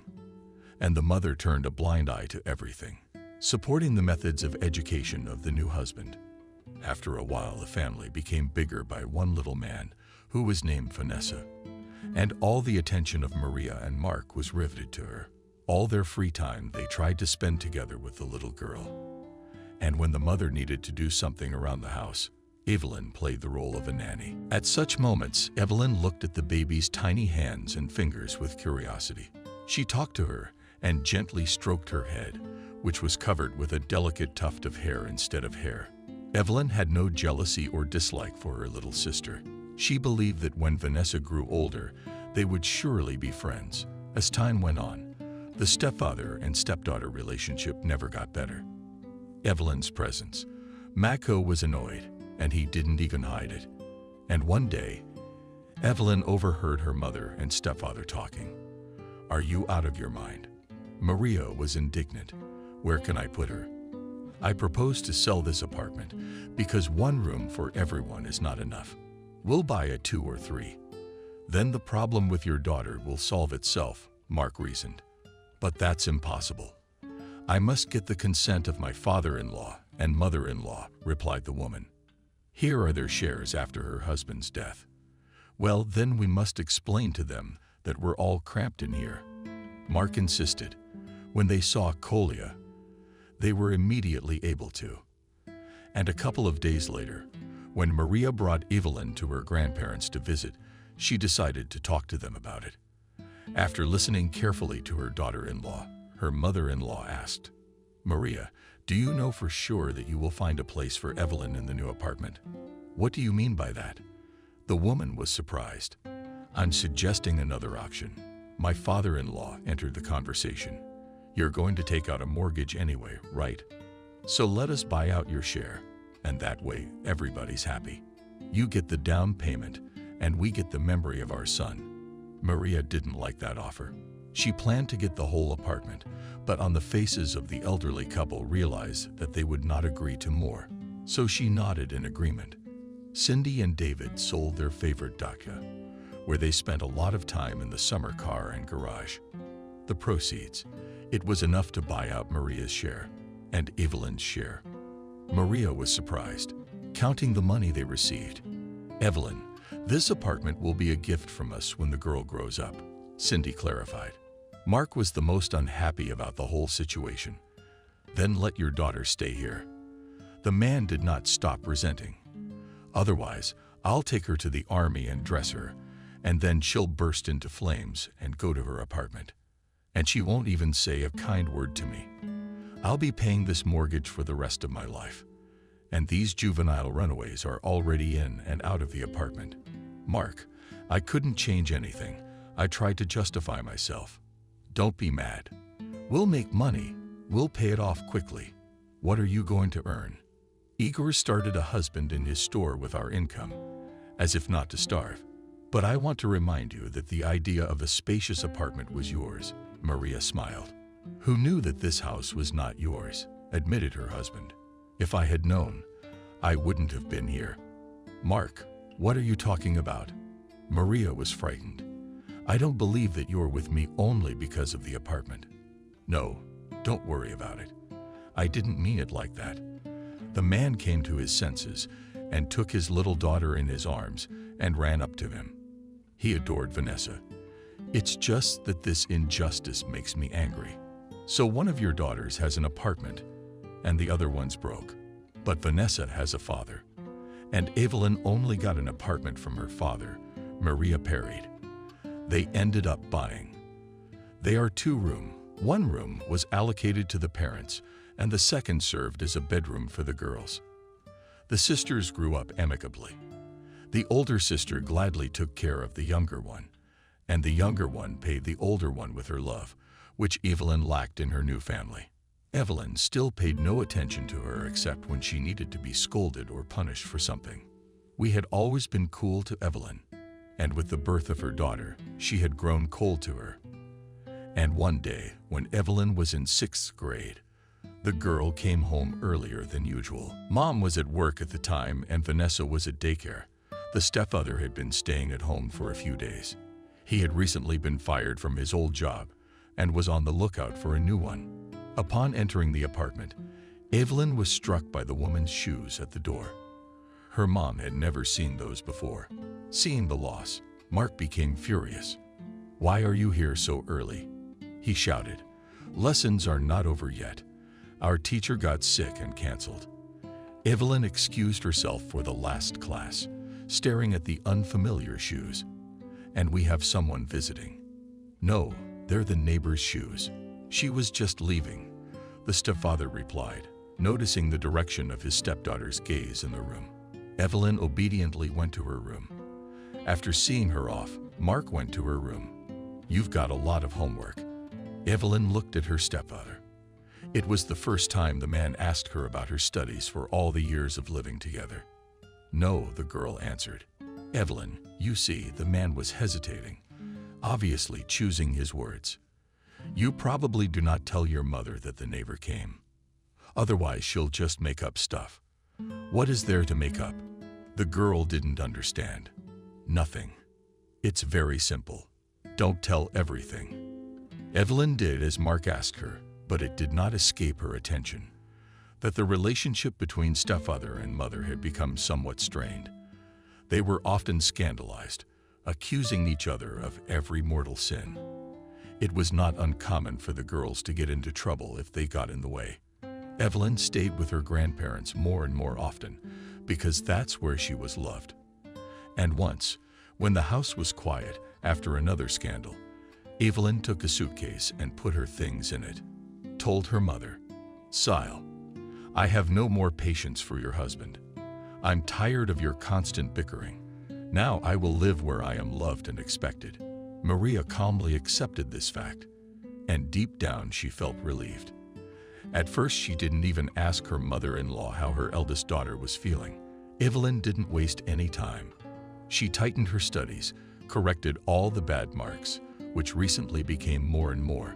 Teachers also noticed positive changes in the girl. She began to smile more often. She cheered up. And Evelyn did not even remember her mother. The only person she missed was her little sister. By graduation, Evelyn had already decided what she wanted to be in the future. And her choice was a psychologist. "Yes, I've made up my mind," she told her grandparents. "Especially since our university has a department of psychology. And I've found out, well, it's not a bad choice," supported granddaughter David. "Psychology is a serious science," agreed Cindy. But Maria, hearing about her daughter's decision, frankly laughed. "Is it a profession to work? A vest for strangers?" She expressed her opinion. "Don't you have enough problems of your own? You're digging into other people's problems. Why are you doing this?" Evelyn's mother's reaction didn't surprise her. She probably, in her heart of hearts, was prepared for the fact that her parents would not support her. After all, her mother ridiculed all her ideas from childhood and called them delusional. "Well, at least I can understand you," explained the daughter. "Why do you so much time looking into the mouth of a man who does not put you in anything? How can you love him more than your own children? How can you have the conscience to say such things?" The woman was outraged. "Mark raised you, replaced your daddy. Vanessa adores him. Everybody fights. That's how life works. Mom, do you really mean that?" Evelyn was surprised. "He's a bum who sits on his neck all the time. He can love, but not me. And he could never replace my daddy. Your husband is a total Alfonso, a womanizer and an egomaniac. He's no match for daddy. It's your choice, and you have to live with it. And I have no right to judge you. But don't glorify him in my eyes. I'm not blind." Listening to the eldest daughter, Maria, from indignation, could not utter a word, and when she was silent, he only gritted his teeth. How ungrateful you are. But Evelyn only smiled at that. She remembered that she had never regretted it since she had left her mother's house. But why should we? The girl was unfazed. I am immensely grateful to my daddy, from whom I got wonderful genes. I am immensely grateful to my grandparents, who loved me and put their souls into me, taught me forgiveness, and most importantly, to appreciate what you have. I am even grateful to you for giving me life many years ago, and most importantly, for not talking me out of leaving you back in the day. I am grateful to Vanessa, who loves me and sees me as a human being, unlike you and your husband. But I have nothing to be grateful to a stranger who came to our house on the spot and did nothing to earn my trust and favor. Maria remained silent, and only with a frown at her daughter, she left the apartment. Evelyn entered the psychology program. She was very happy with her choice and graduated from the institute with a red diploma. Next, Evelyn, several other graduates, as the best students were sent for internship in one of the centers of psychological help to people who found themselves in a difficult life situation. The girl was incredibly grateful to fate that she got such a chance. Cindy and David were proud of their granddaughter, and at the graduation decided to give her their gift. Evelyn, her grandmother, addressed her. You know that your grandfather and I love you madly and want only one thing, for you to be happy. We are proud of you and hope that you will continue to develop in the same direction you have grown and are ready for independent life. So we decided Grandma paused to brush away the tears that were running. We decided to sign over your father's apartment to you. Grandpa came to the rescue. Evelyn couldn't believe everything that was happening as she stood in the very apartment where she had once been very happy. I thought it had been sold, she admitted. Mom had told me that they had put the money from its sale as a down payment on the apartment they were living in now. Yes, we bought her share then, David admitted. So that's why you're left without a car and garage. Evelyn guessed, and we don't regret it. Smiled Cindy. You're our joy. You're all we have left, William. So please accept our gift as a token of our undying love for you. Thank you. Through tears, Evelyn thanked them. I love you too. You are my most dear people in this world. Soon, Evelyn moved into a new apartment. It was harder to visit her grandparents every day, but she called them every day to check on their health. Having finished her internship at the Psychological Help Center, Evelyn was offered to stay there to work. The salary, of course, is not very big, but you will get an incredible experience, said the head of the center, holding out the employment contract for her to sign. Evelyn, not thinking long, agreed. During the year, she got used to the team. But most of all, she liked to help people. After all, it was thanks to her efforts that people became happier. And from this realization, she got inexplicable pleasure. Vanessa often visited her older sister. From her, Evelyn learned news from home, although it was hard to call it news. In her mother's family, everything was the same. Mark was still out of work, but he claimed to be on the lookout for a decent job. I've even seen him with other women a couple of times, Vanessa admitted. I think he's cheating on Mom. Vanessa, don't you worry about that. Her sister advised her, the parents will figure it out. It's not a big deal to pry into a couple's relationship. Believe me, it's a thankless task. Vanessa nodded in agreement. Do you mind if I crash at your place tonight? The school canceled classes for tomorrow, the little sister explained. We're going to the exhibition. No problem then, Evelyn said happily. Such evenings the sisters stayed up late. They had something tasty for dinner and talked for a long time, drinking tea with candy. Vanessa shared her secrets with her sister and asked her opinion. She asked for advice, shared her plans for life. Evelyn listened to her with pleasure. She liked that despite their different fathers and age difference, they were very close. On the day of her 25th birthday, Evelyn did not organize a lavish party, but decided to celebrate modestly with her family. All were invited, except for her stepmother. But her mother, citing indisposition, also did not come, congratulating her daughter on the phone. Vasilieva sat all evening was not herself, did not answer questions, all the time translating the topic of conversation. "We'll marry you off to a reliable man. Then you can die with peace of mind," David said. "Grandpa, what are you talking about?" His granddaughter stopped him. "You have great-grandchildren to nurse. God willing." "God willing," Cindy whispered softly. But fate had its own plans for her. 6 months later, her grandfather died of a heart attack, and her grandmother outlived her husband by only 1 year. But before she died, she made a will for Evelyn. To Evelyn's surprise, Maria showed up at her mother-in-law's funeral. In all these years, they had not spoken to each other. She hadn't been to her grandfather's funeral either. "And this is a surprise. I'm glad you're here," thanked her eldest daughter. "How could I leave you at a time like this?" replied the mother. "And here everything is the same," she said, looking around. "The wallpaper has just been changed, and the furniture is still the same." "Mom, what are you talking about?" "You couldn't believe your ears, could you, Evelyn?" "The same thing," Mother explained with a shrug. "It's been so many years since your father and I left this apartment, and it feels like yesterday. You could change the furniture. I don't think this is the time to discuss it," Evelyn said. "And I want to remind you that my grandparents took care of me, fed and clothed me. And you cut me out of your life." As soon as the front door slammed behind me, "Oh, don't push it," Maria waved me off. "I was always thinking about you, but I realized that you'd be better off here."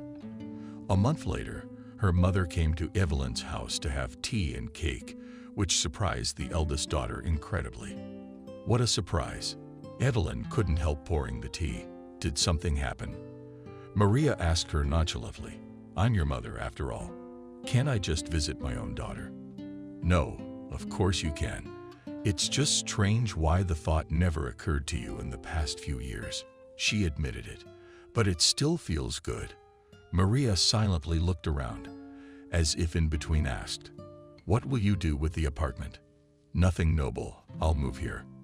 "You're alone. Why do you need a 2-room apartment?" "Well, first of all, it's not just an apartment for me," Evelyn explained. "This is my home. It's where I grew up, where I was happy. And 2, it's in the center of town. It's a 5-minute walk to work." And after a little silence, her mother asked again, "And 1 room, it will be empty?" "No," Evelyn assured her. "I'll rent it out." The mother's face showed that she was not satisfied with her eldest daughter's plans. Soon, Evelyn renovated the 1-bedroom apartment as she had planned and moved in, renting out the studio. At this point, Vanessa was already in her first year of college. Maria continued to meet regularly with her eldest daughter. Her plan was to get Evelyn to sign the apartment over to Vanessa. Why would I give my apartment to Vanessa? I didn't see what Evelyn had to do with it. But you two are friends. She's your little sister, you know, she's your younger sister. Maria's older daughter. That's selfish of you. I inherited the apartment from my father. Vanessa has her own father, so let him worry about his daughter's future. Evelyn, well, you know very well that Mark can't offer her anything. Her mother persuaded her. But seeing that Evelyn was adamant, she went for broke. And to be fair, the apartment is also mine, so I'm also an heiress and have a share in it. I did, agreed the daughter, until she sold it to her grandparents, and their will was, "Do you like it or not? And I will not violate it." "Yes, mother, you certainly are." Mark was indignant. "You can't even reason with your own daughter. What can I do?" "It's all according to the law," answered Maria. "Both apartments she inherited. I'm powerless. And what does the law have to do with it? When it's about family," the man insisted. "Where does she need so many apartments? Is she going to salt them or what? Why couldn't she live in a 1-room apartment? She could have given her sister a 2-bedroom. Especially since Vanessa is getting married. Kids will be here soon. Where can we fit everything in here? I, for one, don't want to share an apartment with a strange man." "Well, your suggestions. I've talked to Evelyn many times, but she just keeps saying what's mine, and that's it. So we'll just have to play it cool if she won't take the easy way out." Mark suggested it. She's renting out a one-bedroom, and she doesn't care who she rents it to. So she should rent it to Vanessa. What difference does that make? Maria didn't understand. Evelyn wouldn't charge her own sister. Her conscience won't allow it, the mayor explained. And if her conscience allows it, then in a couple of months we'll say there's no money. Young family so-and-so. Evelyn will not throw Vanessa out on the street. Maria thought for a moment. Her husband was right about some things, but the whole situation was a mess. It didn't seem right. The wife hesitated. Of course it was. And when one of the sisters is bursting with wealth and the other is starving, is that right? When Vanessa came home from school, her father decided to talk to her. Daughter, Mom and I consulted and came to the conclusion that it is wrong when one sister has everything and the other has nothing. I'm referring to Evelyn's apartments now, Mark explained. She'd inherited them from her father. The girl reminded him, I don't have a claim on her. Maybe you don't, but I do. The father said irritably. Greed and selfishness must be cut off at the root. What do you want? I don't understand you, Vanessa asked, and the father laid out his cunning plan to his daughter. Vanessa listened carefully and turned to her mother. You agree with him? Maria is not sure. She shrugged her shoulders and then answered, but you have to live somewhere. Your James is a country boy. You can't live in a dormitory, and renting is expensive. You can't afford it. It's better than all of us living here. So you've decided to take one of Evelyn's apartments. I'll find the words. I'll put Maria's daughter in her place. We're talking about your sister. Exactly.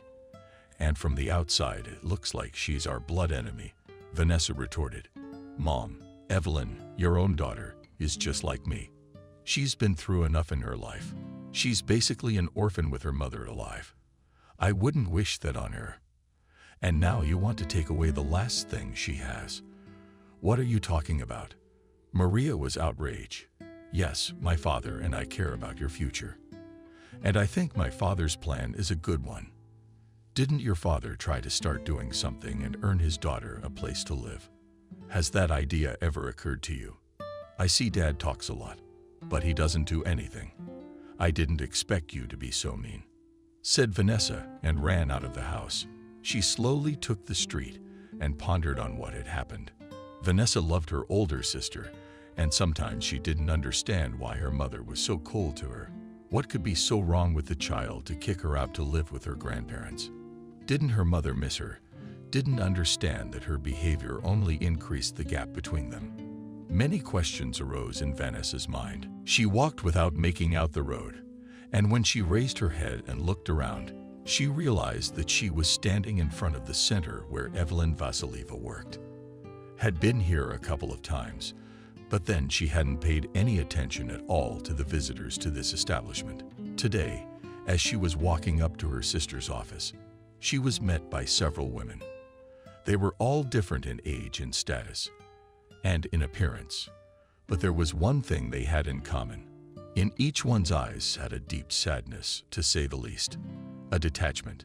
They'd probably lacked love too, Vanessa suggested. Sis heard. Suddenly, she heard Evelyn's voice behind her. What are you doing here? Inviting her guest's office, Evelyn poured tea and sat down next to her sister. Are you sad? She remarked. Did something happen with James? Did you have a fight or something with Mom? No, they're fine, Vanessa reassured her sister. A more expectant look came over her, but the girl remained silent, hesitant to speak. There was a feeling that she regretted her coming. Evelyn did not insist on speaking. She silently drank tea and occasionally glanced at her sister. Olga, do you love your mother? Suddenly Vanessa asked. What a question, of course, without thinking, answered the older sister. And why did you ask about it? Well, because I always wondered why she treats us differently, the girl confessed. At one time, I even thought that you were not her own. She's always neglected you. Why? I don't know why you're bringing this up all of a sudden. Evelyn smiled. But I just thought if I had 2 children, I would love one less too. But Vanessa smiled at Evelyn and hugged the girl. It's wedding jitters. All mothers love their children equally, and you will love both. So why are we treated so differently? Vanessa wouldn't give up. I've often wondered about that too, Evelyn admitted. But I think my mother resents my father for leaving her alone with a baby in her arms. She shared her assumption. Well, that's silly. First of all, how can you take offense at a dead person? And secondly, what did the child have to do with it? The girls drank their tea in silence, each thinking about something else. Finally, Evelyn stood up, cleared the table, and sat down next to her sister, took her hand and said, "It will be different for you. Do you and Serioso love each other? And children will be born. You will love them. And Mom." Evelyn was silent for a few seconds and added, "Mama is just an unhappy woman. She should be understood and pitied. After her first marriage, she was left a young widow, and her second husband turned out to be a loser and an Alfonso." "Yes, I understand everything," Vanessa replied. "I love my dad, but he really, all his life, lives at Mom's expense. One thing I don't understand is why she put up with all this for so many years. Does she really love him? She's probably driven by fear. She's afraid of being alone," said Evelyn. "But she won't be alone, and we're being childish," said Vanessa. Suddenly, there was a knock on the door, and a middle-aged woman came in. "Evelyn, we need you." She disappeared as suddenly as she had appeared. "I have to go." Evelyn got up from her chair and walked over to her sister. "It was good to see you without filling your bright head with bad thoughts. You're going to be fine, and I'll always be here for you. And if you need anything, I'll be there for you." "I never thought that my daughter was so selfish." Maria expressed her displeasure when Evelyn once again refused to give one of the apartments to her younger sister. "But I guess I should have raised her better." Evelyn smirked. "And the grandparents, I see, didn't do it at all," surprised the mother. "They did, but they did it as they saw fit. And you have no right to judge them. They replaced my family, not you." Maria didn't like that kind of talk. She couldn't take criticism of herself, especially about her daughter. It probably hurt her that Evelyn was telling the truth, and Maria felt deep down guilty about her older daughter. Vanessa was preparing for the wedding. The date had already been set, invitations sent out and rings bought. But when Evelyn was offered the position of manager of the new branch of the Center for People in Difficult Situations, she hesitated. "But I'd have to move to another city. I can't leave everything now, and there's a lot to leave." The director wondered, "What or who's stopping you?" "It's not that." Evelyn was embarrassed. "It's just that my little sister is getting married soon." "That's fine. You'll take a walk and go." She offered to fix up the branch. "Come back here in a couple years and take my place."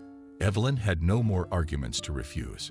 The colleague who rented her apartment had also moved to another city. So Evelyn, knowing that the newlyweds had nowhere to live, offered them a one-room apartment.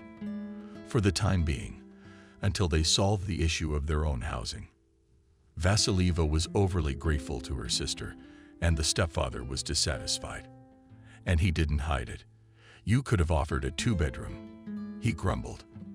After leaving, Vanessa often called Evelyn and shared the latest news. One day, she blurted out that her mother was on sick leave. Something had Evelyn seriously worried. There was silence on the phone for a while.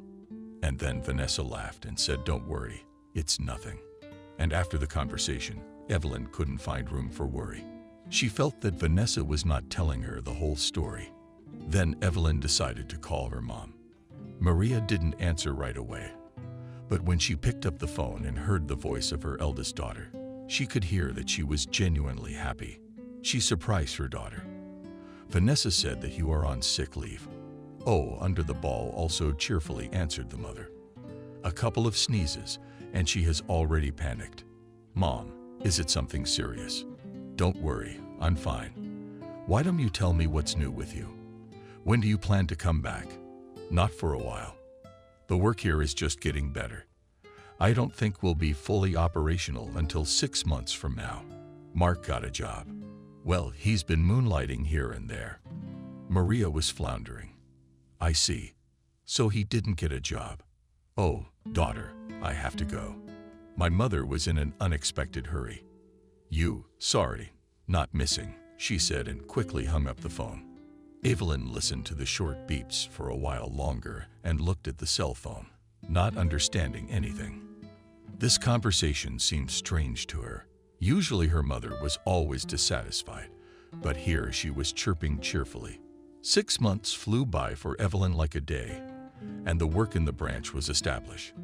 After the inspection, the bosses were not stingy with compliments. Evelyn was proud of you and her team. On top of that, she had a man in her life. They met Nick at the center. He worked as an ambulance doctor and once came to a call. He saw an elderly woman who had been beaten up. She refused to be hospitalized, but she was too scared to stay at home. "Do you think this is the first time he's beaten me?" She confessed to the doctor. "I'm used to both of them. But you know, this is the first time I've seen him this angry." Maybe the doctor suggested the police.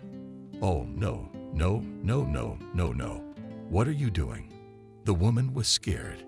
"He'll do time and come back. Then I'll be dead for sure. So why are you with him?" The man didn't understand. Where to go? No children, no family, no friends. This Herod took everyone away. Nick felt genuinely sorry for the old woman, and he suggested that she go to the new center for helping people. Not immediately, but still she agreed. Nick drove her himself and put her in Evelyn's hands.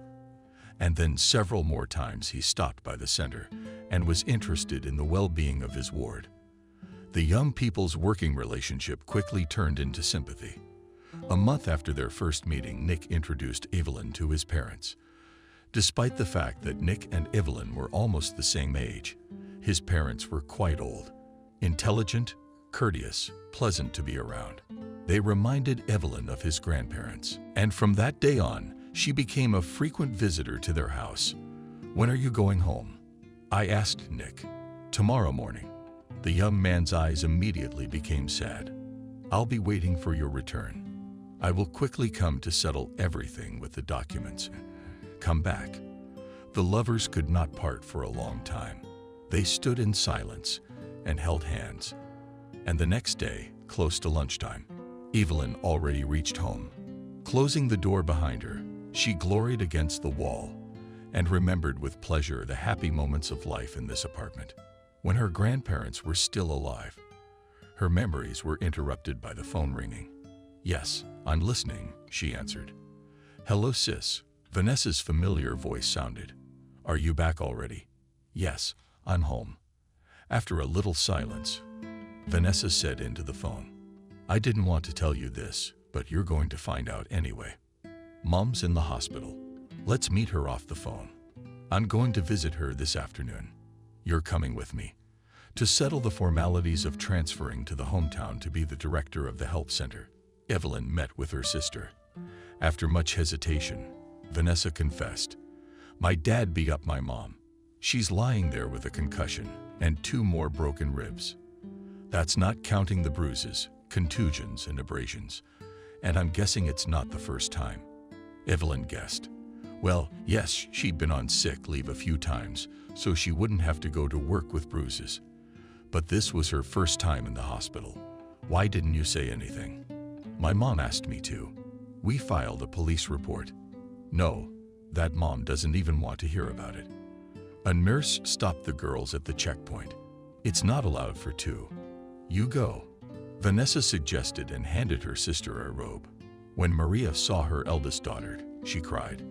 Evelyn's heart squeezed. The always indifferent, always disgruntled, stern woman now looked like a wounded bird.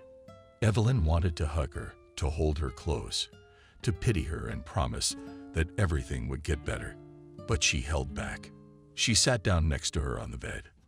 The young woman inquired, "How are you feeling?" "Well, I'm fine now," the mother replied, wiping away her tears. "Maybe you can tell me what happened." Maria silently turned away to the window.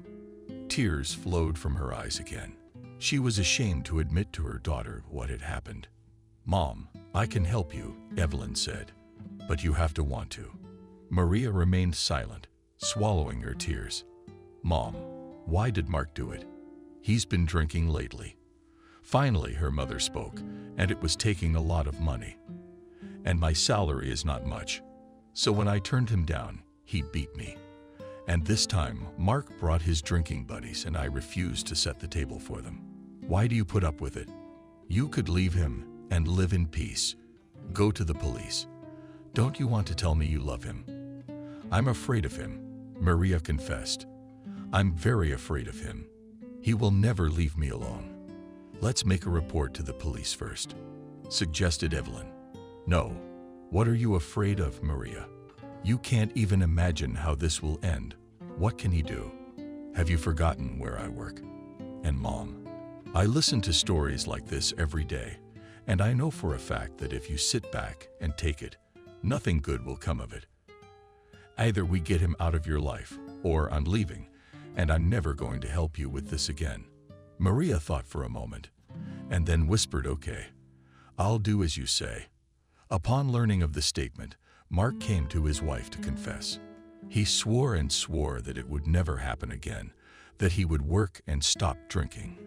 But Maria, on the advice of her daughter, was adamant. After his wife's refusal, Mark instantly became furious. Losing control of himself, he began to shout and threaten to kick her out of the house. The guards chased the man out of the hospital and, at Evelyn's request, informed her of the incident. In the evening, she went to her stepfather's house after hearing all of his threats against her. Evelyn pulled out her phone and turned on the voice recorder, which was perfectly audible. I'll pass this on. In a calm tone of voice, she said, and if you try to carry out any of your threats, you'll go to jail for a long time. I've made sure of that. What do you want? Mark asked when he realized he was trapped. Mom's being discharged soon, Evelyn replied. She needs to rest. That's why you have 3 days to move out. Yeah, sure, grinned the stepmother. Look for the fool. I'm as much the boss here as she is. You forgot about Vanessa and me, Evelyn replied. You don't seem to care enough. So you've got 2 apartments. None of your business. You had nothing to do with my apartment or this one. You didn't put a dime into it. What's the difference? It's the law. The laws I know. It's jointly acquired property and will be divided equally. That's if you don't get locked up before you divide it. Evelyn smiled. What do you want from me? Peace March asked again. You get out of here, and Mom will take a statement from the police.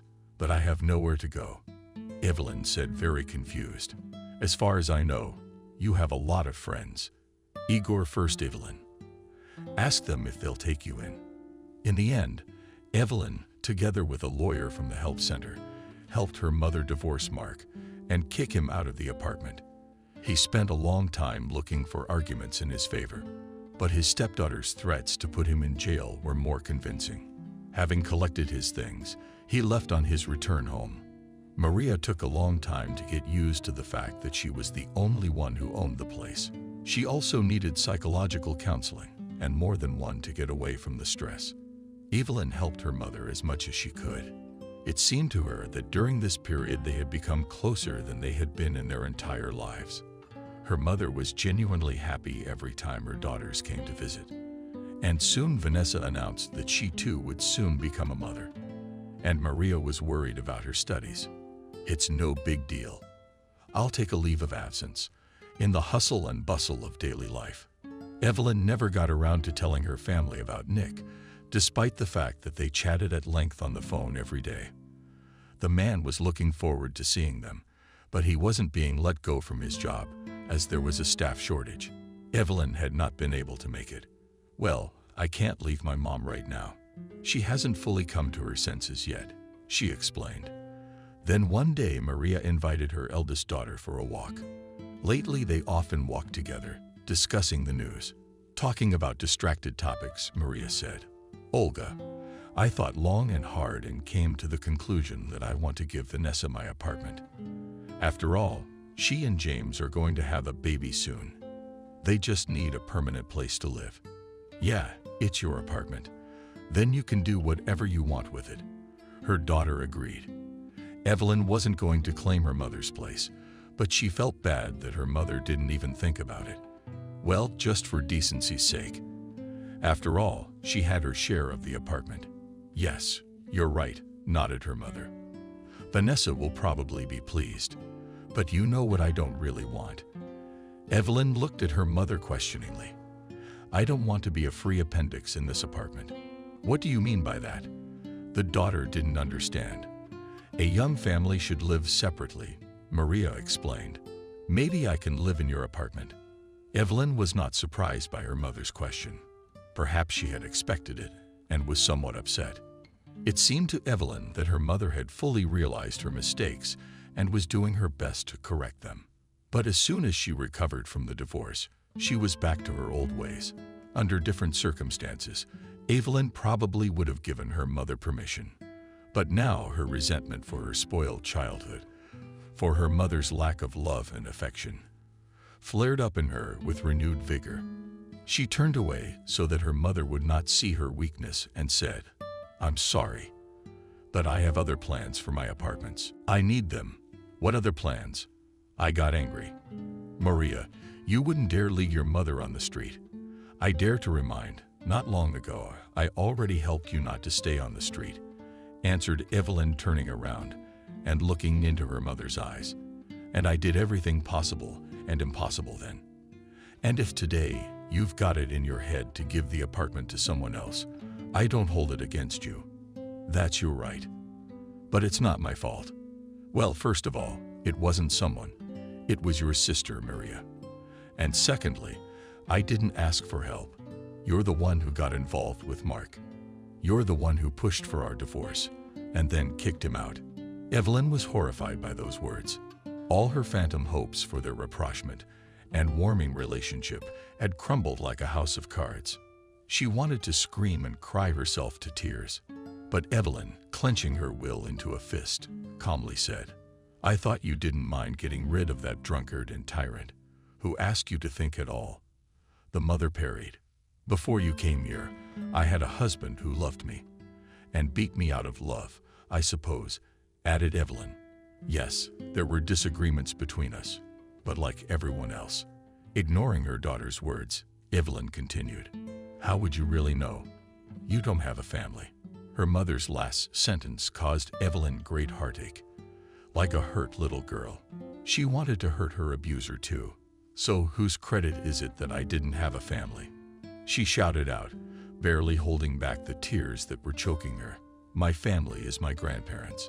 It was they who showed me what it should be without humiliation, without scandals and manhandling, where people love, respect, and appreciate each other.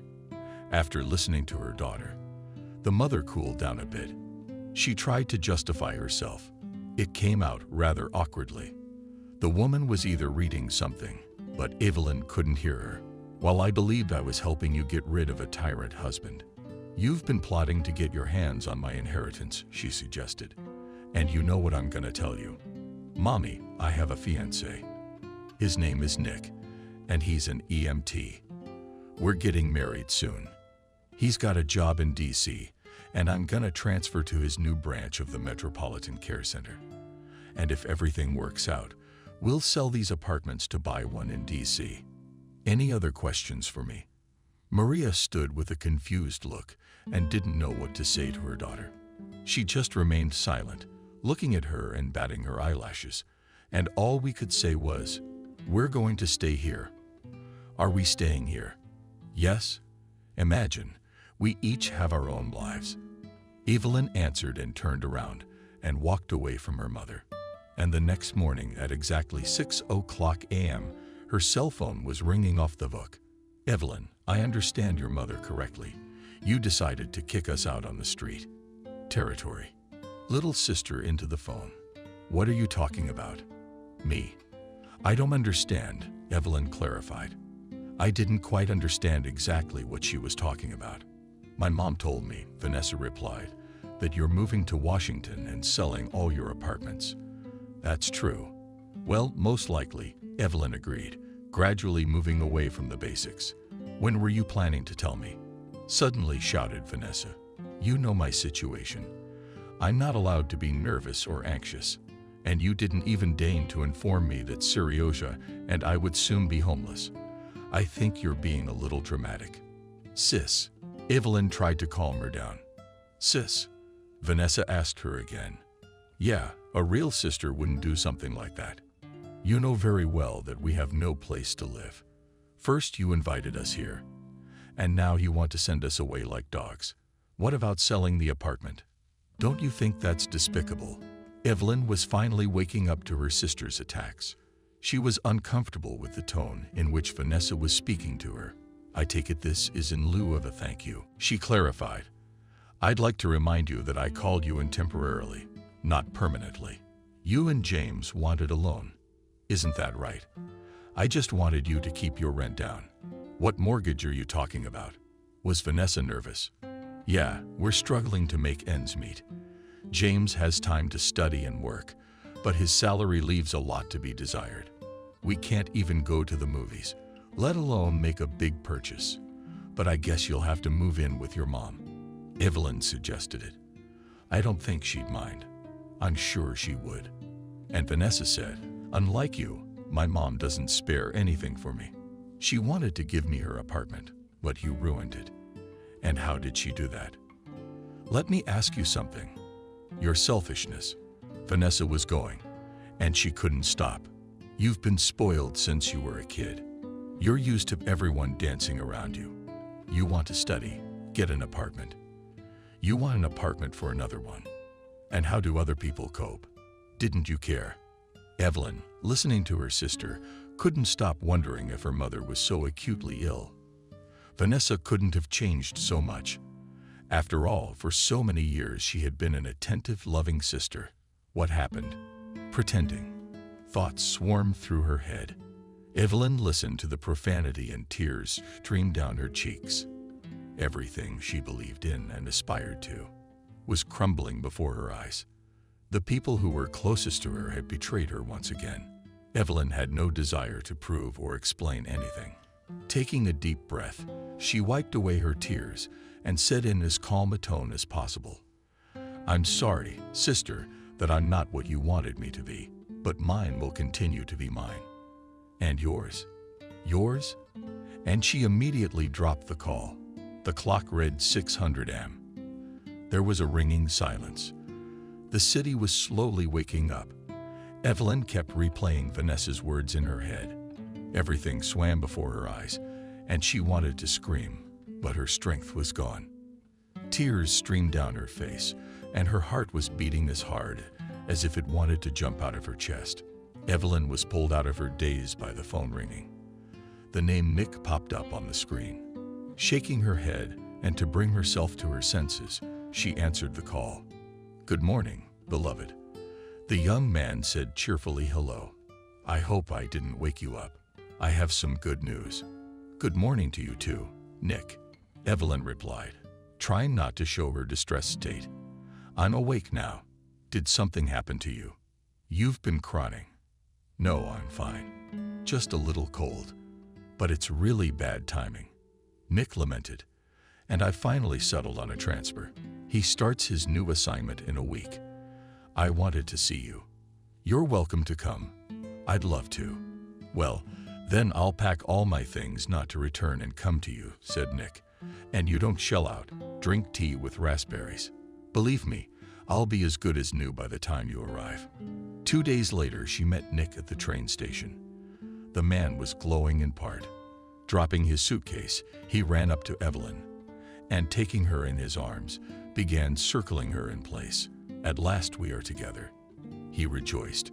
Every day, Nick brought his favorite breakfast in bed and greeted her with a hot dinner from work. While Evelyn was away, he fixed the faucets that had long been poking up, changed the hinges in the kitchen cabinets, hung the portrait of her with her grandparents that had been on the table for several years, sent against the wall. In short, redid all the man's chores. In the presence of Nick, Evelyn felt happy and loved. The week flew by like a single day.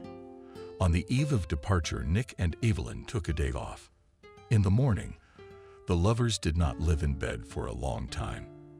And then, while the young man went to the train station for tickets, the hostess prepared a delicious lunch. Having bolstered life, they decided to take a walk around the city. Holding hands like schoolchildren, Nick and Evelyn slowly shaved through the park, enjoying the fresh, frosty air. They were warm and cozy with each other. The time flew by. Nick invited Evelyn to the restaurant for dinner. A glass of wine, light appetizers, romantic ambience, quiet, peaceful music. Everything contributed to making this an unforgettable evening. Nick took Evelyn's hand and looked intently into her eyes. "Will you marry me?" Suddenly he asked, and taking advantage of the girl's interference, pulled a ring box out of his pocket. At that moment, Evelyn's heart was ready to jump out of her chest. She had been waiting for Nick's marriage proposal for a long time and was ready to accept it. But she had no idea that this moment would be so exciting for her. She happily replied and extended her hand to the young man. Soon Nick left for the capital, and Evelyn stayed in her city to wait for a transfer to another branch. Having seen off her fiancé, she plunged headlong into work. Being preoccupied with other people's problems, the woman forgot about her own. Firmly decided for himself not to dig into the past and leave in relations with his mother and sister, everything as it is, she calmed down and got on with her life, accepting the marriage proposal. Evelyn asked Nick to dispense with the lavish celebrations. The bride and groom agreed to get married at a Washington, D.C. registry office after Evelyn's relocation was resolved. By that time, Nick promised to settle the question of rent. Spring was in full swing. Nature was leaving its winter hibernation, and the riot of colors around created a joyful mood. The Gulf, birds singing on different voices made hearts flutter. To top it all off, Evelyn was waiting for her transfer to Washington, and she couldn't wait to see her beloved.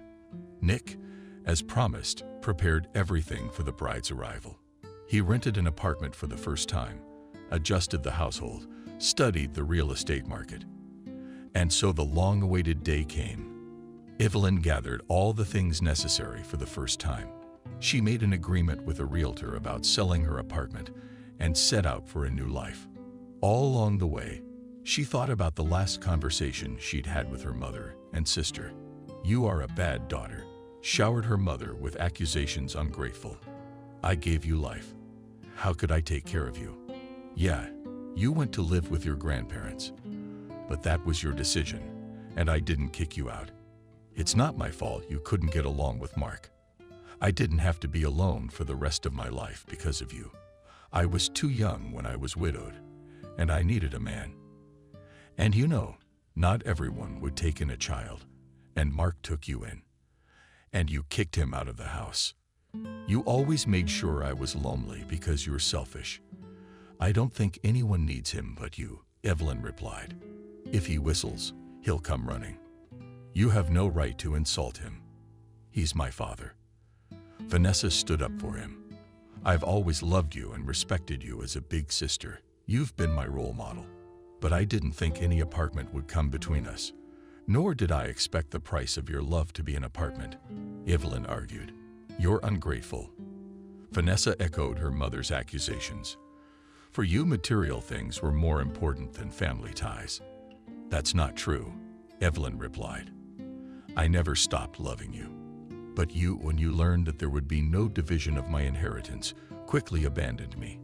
Maria and Vanessa proved Evelyn and her wrong for a long time, trying to press on pity and conscience. But their arguments did not work on Evelyn, giving them a chance to speak. She walked away with the words, "I will not allow myself to be manipulated, but I think the grandparents foresaw this situation, so they disposed of their property this way and not the other way around. If you can't be happy for me along with me, I won't bother your eyes and will leave. I don't want anything from you, but I don't owe you anything either. Do you have a husband?"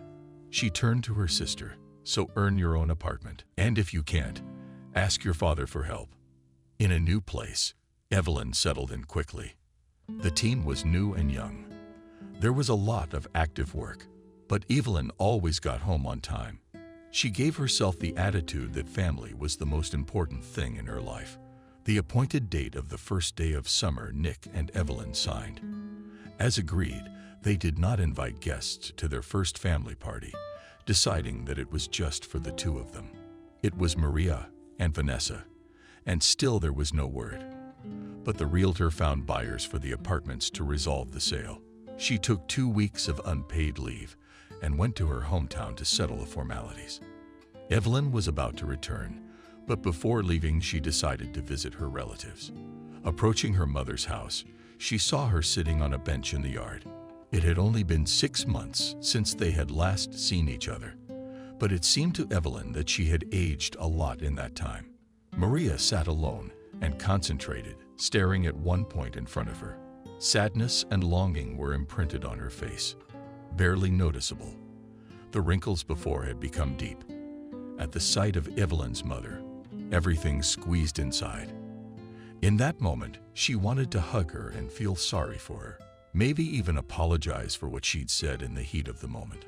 On impulse, Evelyn rushed to her mother's side. But at that moment, Mark came out of the driveway. When she saw him, she quickly got up and followed. Evelyn stopped, seeing off her mother and stepmother. She experienced a gamut of feelings, pain from another betrayal, anger, self-pity. Barely holding back tears, she turned and ran back. But at that moment, she heard a familiar voice calling her. "Evelyn, it's you." The girl stopped and, turning her head, saw her sister with a bag in her hands. And despite her exhausted rhythm, she looked more beautiful. Pregnancy was in her face, flipping from foot to foot. As Vanessa jokingly approached Evelyn, "How long ago did this arrive?" she asked, as if nothing had happened. 2 weeks ago. It's a long time. I'm leaving today, and I've come to take care of some business." Vanessa was silent, trying to formulate a question. "Yes, I just wanted to stop by and say goodbye before I left," Evelyn explained. "But no one was home. You must have missed your mom," Vanessa suggested. She was getting ready. The girl was silent again, clearly not saying the right thing. "To leave. Is everything all right?" "Yeah, I'm fine." "Then I'll go," Evelyn said and turned around. "Why don't you come over for a visit?" Vanessa asked in an uncertain tone. "Not tonight. Some other time," Evelyn promised, and started to go on her way. But her sister called out to her again. Evelyn turned around and saw Vanessa's guilty face. "Evelyn," she addressed her sister as before, "I'm sorry for what I said to you the other day. You know, hormones. Don't hold it against me. I don't know what came over me, but you're right. I had nothing to do with your inheritance. You're the only heir to your dad and his parents. Yeah, I wasn't so lucky with my dad. He never thought about me. He's lived his whole life and continues to live only for himself. What did my mom see in him?" "Don't worry," Evelyn reassured her. "I'm not mad at you. I understand. Everyone can make mistakes. The main thing is to realize it in time and repent." Evelyn walked over to Vanessa and hugged her, pulling her close to her sister. She felt a push in her stomach and bounced away. Vasilieva smiled and put a hand on her tummy and said, "Well, they're from the tribe," and met. The girls both laughed. After the conversation with her sister, Evelyn felt as if a mountain had fallen from her shoulders. The only thing that kept her thinking was, had her mother really gotten back together with Mark? Had she forgiven him? Evelyn hesitated to ask Vanessa. She was afraid to break the fragile peace that had formed between them during their last meeting. "Why would you even want that information?" "I don't understand." Nick also asked. "If your mom is fine with it, then you shouldn't even care." "You know, Nick, whatever she is, she's my mother, and I can't live with that monster around." Evelyn justified herself. "What if he hits her again?" "But you can't stop your mother from talking to him. It's her choice." "You're right, I agree." Evelyn, sighing heavily. "And then there's your sister. I don't think she'll let you hurt her mother," Nick said before leaving. Then, turning the key in the lock, he kissed his wife on the cheek and disappeared out the door. Evelyn thought about it for a while longer, but gradually everyday tasks distracted her from the bad thoughts. She plunged headlong into her work. On weekends, the newlyweds traveled from morning to evening to look at apartments. They decided not to hurry with the choice, especially since Nick's apartment was not for sale. On the secondary market, nothing suitable for our money. "Disappointed," said Evelyn, returning from another viewing. "Maybe we should look at new buildings," Nick suggested. They have lower prices. Yes, but we don't know when the house will be finished. And then we'll have to make repairs. You need a lot of money for that too. So it's better to make repairs again than to redo them. With optimism in his voice, said Nick.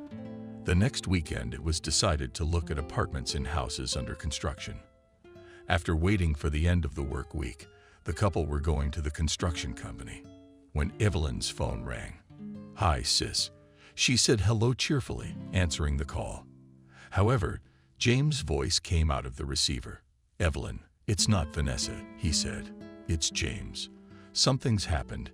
Evelyn immediately worried. "No, don't worry," I said. "I'm just calling to let you know you've become an aunt. Our daughter Vanessa was born while she's sleeping, so I thought I'd let you know." "Congratulations," shouted Evelyn happily. "And maybe you can come visit us too," James asked. "I can't yet at work," she explained. "But I'll try to come by New Year's Eve, just as my niece will grow up and get stronger by then." After saying goodbye to her sister's husband, Evelyn told Nick the good news, but she noticed that he reacted a little too calmly, even indifferently. "I realize that they're strangers to you, of course, but you could have been happy for me." With resentment in her voice, Evelyn expressed her displeasure. "I'm glad," Nick replied. "It's just that I think it's time for me to meet your family. It just doesn't seem like the right thing to do. We've been married for 3 months, and your mother and sister still don't know." "Yeah, you're right about that.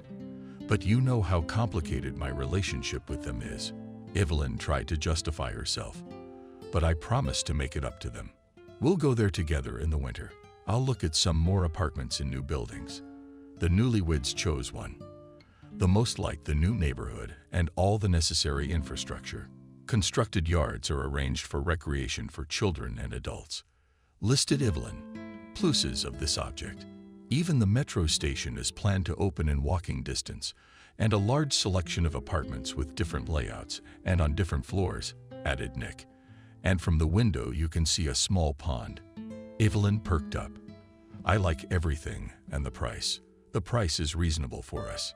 Nick: "Yes, but if my apartment was sold, we could buy a 2-bedroom in this house."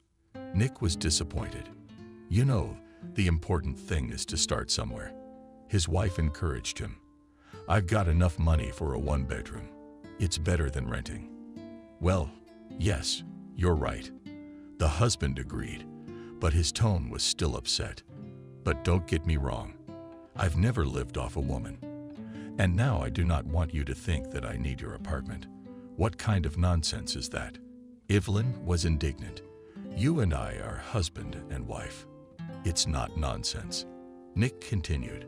"This question is very important to me. What are you trying to tell me? I just think that if you happen to be buying this apartment, you should have it registered in your name. What's more, I'm proposing a prenuptial agreement." Evelyn looked at her husband, trying to understand whether he was serious or joking. But there was not a muscle on Nick's face. He was determined. "Well, all right," she agreed, "if you insist. Yes, I want my woman to be sure of me at all times. I love you, my knights," Evelyn said with a smile and hugged her husband. "Congratulations to you, Evelyn," said the representative of the man in suit and tie, handing the new keys to the same person. "You are now the full owner of a 1-bedroom apartment with finishes." "Thank you," replied Evelyn, and not hiding joy, looked at the people standing on the playground of future neighbors. Keys in a solemn atmosphere handed to all present owners of apartments. Then on the same playground, the developer organized a small amateur concert. And in the evening, Evelyn and Nick Happy returned home and discussed their move to a new apartment. During the conversation, they didn't immediately hear the phone ringing from Nick's jacket pocket, but the caller was persistent. Looking at the screen and seeing an unfamiliar number, Nick was surprised and answered the call. "Hello. Yes, this is me selling. I'll be able to drive up next weekend." "Yeah, okay, you got a deal," and dropped the call. Nick grumbled unhappily. About time. Had there really been a buyer for the apartment? Evelyn guessed. "I think I'm the only one who's found one. What are we going to do with him now?" We could have bought that bigger apartment a month earlier. And now we can't sell the new one. Why don't we just not sell your apartment yet? Evelyn suggested it. Let it stand. No, I don't think so. We'll be looking for a buyer for 6 months. As long as there's someone willing to buy it, we have to see it through. The boss is the boss, shrugged his shoulders, replied Evelyn. And the next weekend, Nick went to his city, and Evelyn, not knowing what to do, walked from corner to corner. And then the phone rang. Hi, Sis said hello to Evelyn, answering the call. Hi, Evelyn, said Vanessa without much joy in her voice. What's up? What are you doing? Yes? I'm thinking about moving to a new apartment. Why are you so sad? Did something happen? I don't know where to start. I got stuck. My sister, Mom, and Dad. Anyway, they're back together. I don't want him to come home. We're too cramped as it is. Dad got a house in the country from his parents, but Mom doesn't want to leave town. Why don't you talk to her? Oh no, I'm not getting involved in your business. I've already given up my share of the apartment. We'll take it from here. Evelyn, what about you? You're definitely not going to claim it. Vanessa asked. No, I'm not. Thanks, sis, you're better than that. With all matters settled in his hometown, Nick returned home satisfied and said to Evelyn, I propose to buy a plot of land in the suburbs and gradually build a summer house. What do you think about it? I think it's a very good idea. Surprisingly, such a plot of land was found very quickly. And on New Year's Eve, the happy newlyweds went to visit Vanessa and Sergei. Hospitable, the hosts gladly painted the gifts brought by her sister and her husband. Evelyn was getting acquainted with her niece, and Vanessa was jokingly indignant. Here was my sister getting married and not even telling anyone. And when the first passions subsided, Evelyn asked, Where's Mom? She moved in with her father. Vanessa answered dryly. The older sister did not pursue the subject further. The New Year's Eve party turned out to be fun. James Nick. Despite the difference in age, they quickly found a common language. And on the eve of returning home, Evelyn asked her sister, Have you seen your mom for a long time? I haven't seen her since she moved, Vanessa answered and added that if she doesn't call her, it means she's doing well. Evelyn was a little surprised by her sister's answer, but she remained silent. On the day of the guest's departure, Vanessa received a call from her mother. Daughter, can I come to you? Swallowing tears, she asked. What happened? Father, I guess I was wrong to contact him again. Yes, come over, of course, Vanessa invited in a disgruntled tone. But only in your former room. Our bedrooms now. Oh, thank you, Vanessa Sushko, rejoiced mother, not paying attention to the warning. I'm already near the house. I'll be right in. A minute later, the doorbell rang. On the threshold stood the mother, and seeing the eldest daughter, she fussed, and fixing with her hand the hair that was under the cap, thus covering her eye, said hello. Evelyn noticed a bruise on her mother's face, carefully covered with total cream. Happy holidays, Mom, Evelyn said, hesitating to go up to her and hug her. Meet my husband, Nick. And this is my mom. Maria introduced herself and extended her hand to her son-in-law. I didn't expect you to marry such a handsome man, she said to her daughter. But why do you have a beautiful daughter, smart and handsome? Yes, she got that from me, Maria said coquettishly. Oh, why are we standing at the threshold? Why don't we sit down and celebrate? No, we should get back, said Evelyn. It was nice to see you. Come visit. Vanessa invited us. Would you like to come? Nick replied. After the meeting with Evelyn's mother, she felt bad. All the way she was silent. Understanding his wife's mood, Nick did not bother her. And later, from a phone conversation with her sister, Evelyn learned that contacted her father, Alina, addicted to alcohol. And as soon as they get drunk, they start to find out about each other. Vanessa complained. Scolding turns into fighting. That's why I didn't want my father to move back in. Why didn't you tell me before? Evelyn asked. What difference would it have made? Evelyn, you already helped Mom out once. Where's the gratitude? She blames you even more for ruining her family. Evelyn was hurt to hear those words, but she was used to her mother's attitude. I persuaded her to stay, but she decided to go back to her father. Vanessa continued. And when I forbade him to cross the threshold of our house, she signed the apartment over to me in solidarity with him and slammed the door loudly. As you could see, their relationship lasted a little over a month. And now she's living with you. No. A week after you left, her father came for her and persuaded her to come back to him without her realizing it. Evelyn said with genuine regret. Why should she be so nervous in her old age? Maybe she needs medical attention. No, I don't think so. I don't think she'd want medical attention. 5 years have passed since then. The sisters still called each other, occasionally visiting. Nick and Evelyn gradually built a house, a sauna, and a gazebo on their country estate. Our country house is not for work, but for relaxation, Evelyn said. And indeed on every holiday. And just on weekends they often went out of town, inviting friends to visit. Once, after a telephone conversation with his mother, Nick asked his wife Evelyn, "Would you mind if I brought my parents to our country house? They're in poor health. They'll be closer to us here." Evelyn, since the day I met her, I've had a great relationship with my mother-in-law and mother-in-law. That's why she immediately agreed to her husband's proposal. And on the next weekend, the spouses went to Nick's parents and offered them to move into their house. But what about our apartment? Mother hesitated. And what will happen to her?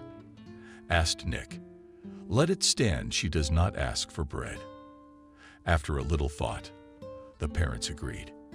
And soon they were already living at the dacha of their son and daughter-in-law and rejoiced that now they had the opportunity to spend more time in the fresh air. Evelyn was pleased to see the old people happy. She loved secrets with her mother-in-law, as she had once done as a child with her grandmother. Nick's mother was an intelligent woman and tried to stay out of their lives. But there was one question she couldn't stop asking. Evelyn, why don't you and Nick have children? She asked one day. I'd like to have grandchildren in my old age. It was a question that had been on her mind for years. She and her husband dreamed of having children. They examined different doctors, took prescribed medications, but everything was useless. Everyone said you're both healthy. Maybe there's an incompatibility between you, and no one could tell you what to do about it. Evelyn had given up hope of becoming a mother, and once in a conversation with her husband, she even suggested that he break up with her and find another woman who could bear him a child. But Nick was outraged when he heard about it. Never you hear, never suggesting that I break up with you. I love you and I wouldn't trade you for any other woman. If God doesn't give us children, then we'll live together and enjoy each other's company. Evelyn and Nick never returned to the subject again. They seemed resigned to their fate. But when Evelyn heard the question of children from the people around them, from those around her, and she felt uneasy. Vanessa and Serioja had another daughter. They were happily married, but Vanessa had little contact with her mother. Evelyn, having buried Mark, who was stabbed to death by a neighbor in a drunken brawl, was left to live in his house. She asked to go to her youngest daughter's house, but Vanessa didn't want to take her in. I don't think she will be a good example for her granddaughters. The woman explained her decision. I don't want any drunkenness here. Evelyn and her husband came to Maria several times, offering to help, to fix up the house that was almost falling apart. But the mother did not accept any help from her eldest daughter. She abandoned us years ago and went to her Washington, D.C., taking all her money. So go there. She yelled at her. I don't want anything more from you. When I asked you, you didn't want to share. Now get the fuck out of here. Forget you have a mother. You're ungrateful. I raised you alone without a father, and you ruined my family. You kicked my husband out. Vanessa left you. I didn't abandon anyone. Evelyn tried to justify herself. You're the one who threw me out of your life like an unwanted kitten. After Grandma and Grandpa died, I was floundering on my own. Well, you're just going to keep on floundering. Don't mess with me. I have someone to take care of me. Vanessa has always loved me, unlike you. Yeah, that's why you live here in this shack. Out of spite, Evelyn said. It's none of your business. I can live where I want. Get out of my house, shouted after and running daughters Maria. Having become an unhappy witness of the last scandal, Nick forbade Evelyn to go to her mother. And Evelyn herself lost the last desire to visit this woman. 6 months after moving to the country house, 6 months after moving to the country house of his son, Nick's father died. The mother was very worried, but tried to hold on. After consultation, the spouses moved her to their apartment. Cramped, but not in offense, said Nick. Don't join us, said the wife. We have a one-room apartment, but it's big. Well, now that I settled in, as Mom said, why should our apartment be idle? Let's sell it and exchange it for a 2- or 3-room apartment. A year later, the couple celebrated a housewarming party in a spacious 3-room apartment. That day, the house was full of guests, Vanessa and James. With their daughters came to congratulate relatives. Friends brought a lot of gifts. The holiday was a success. Evelyn and her mother-in-law set a sumptuous table, and everyone was satisfied.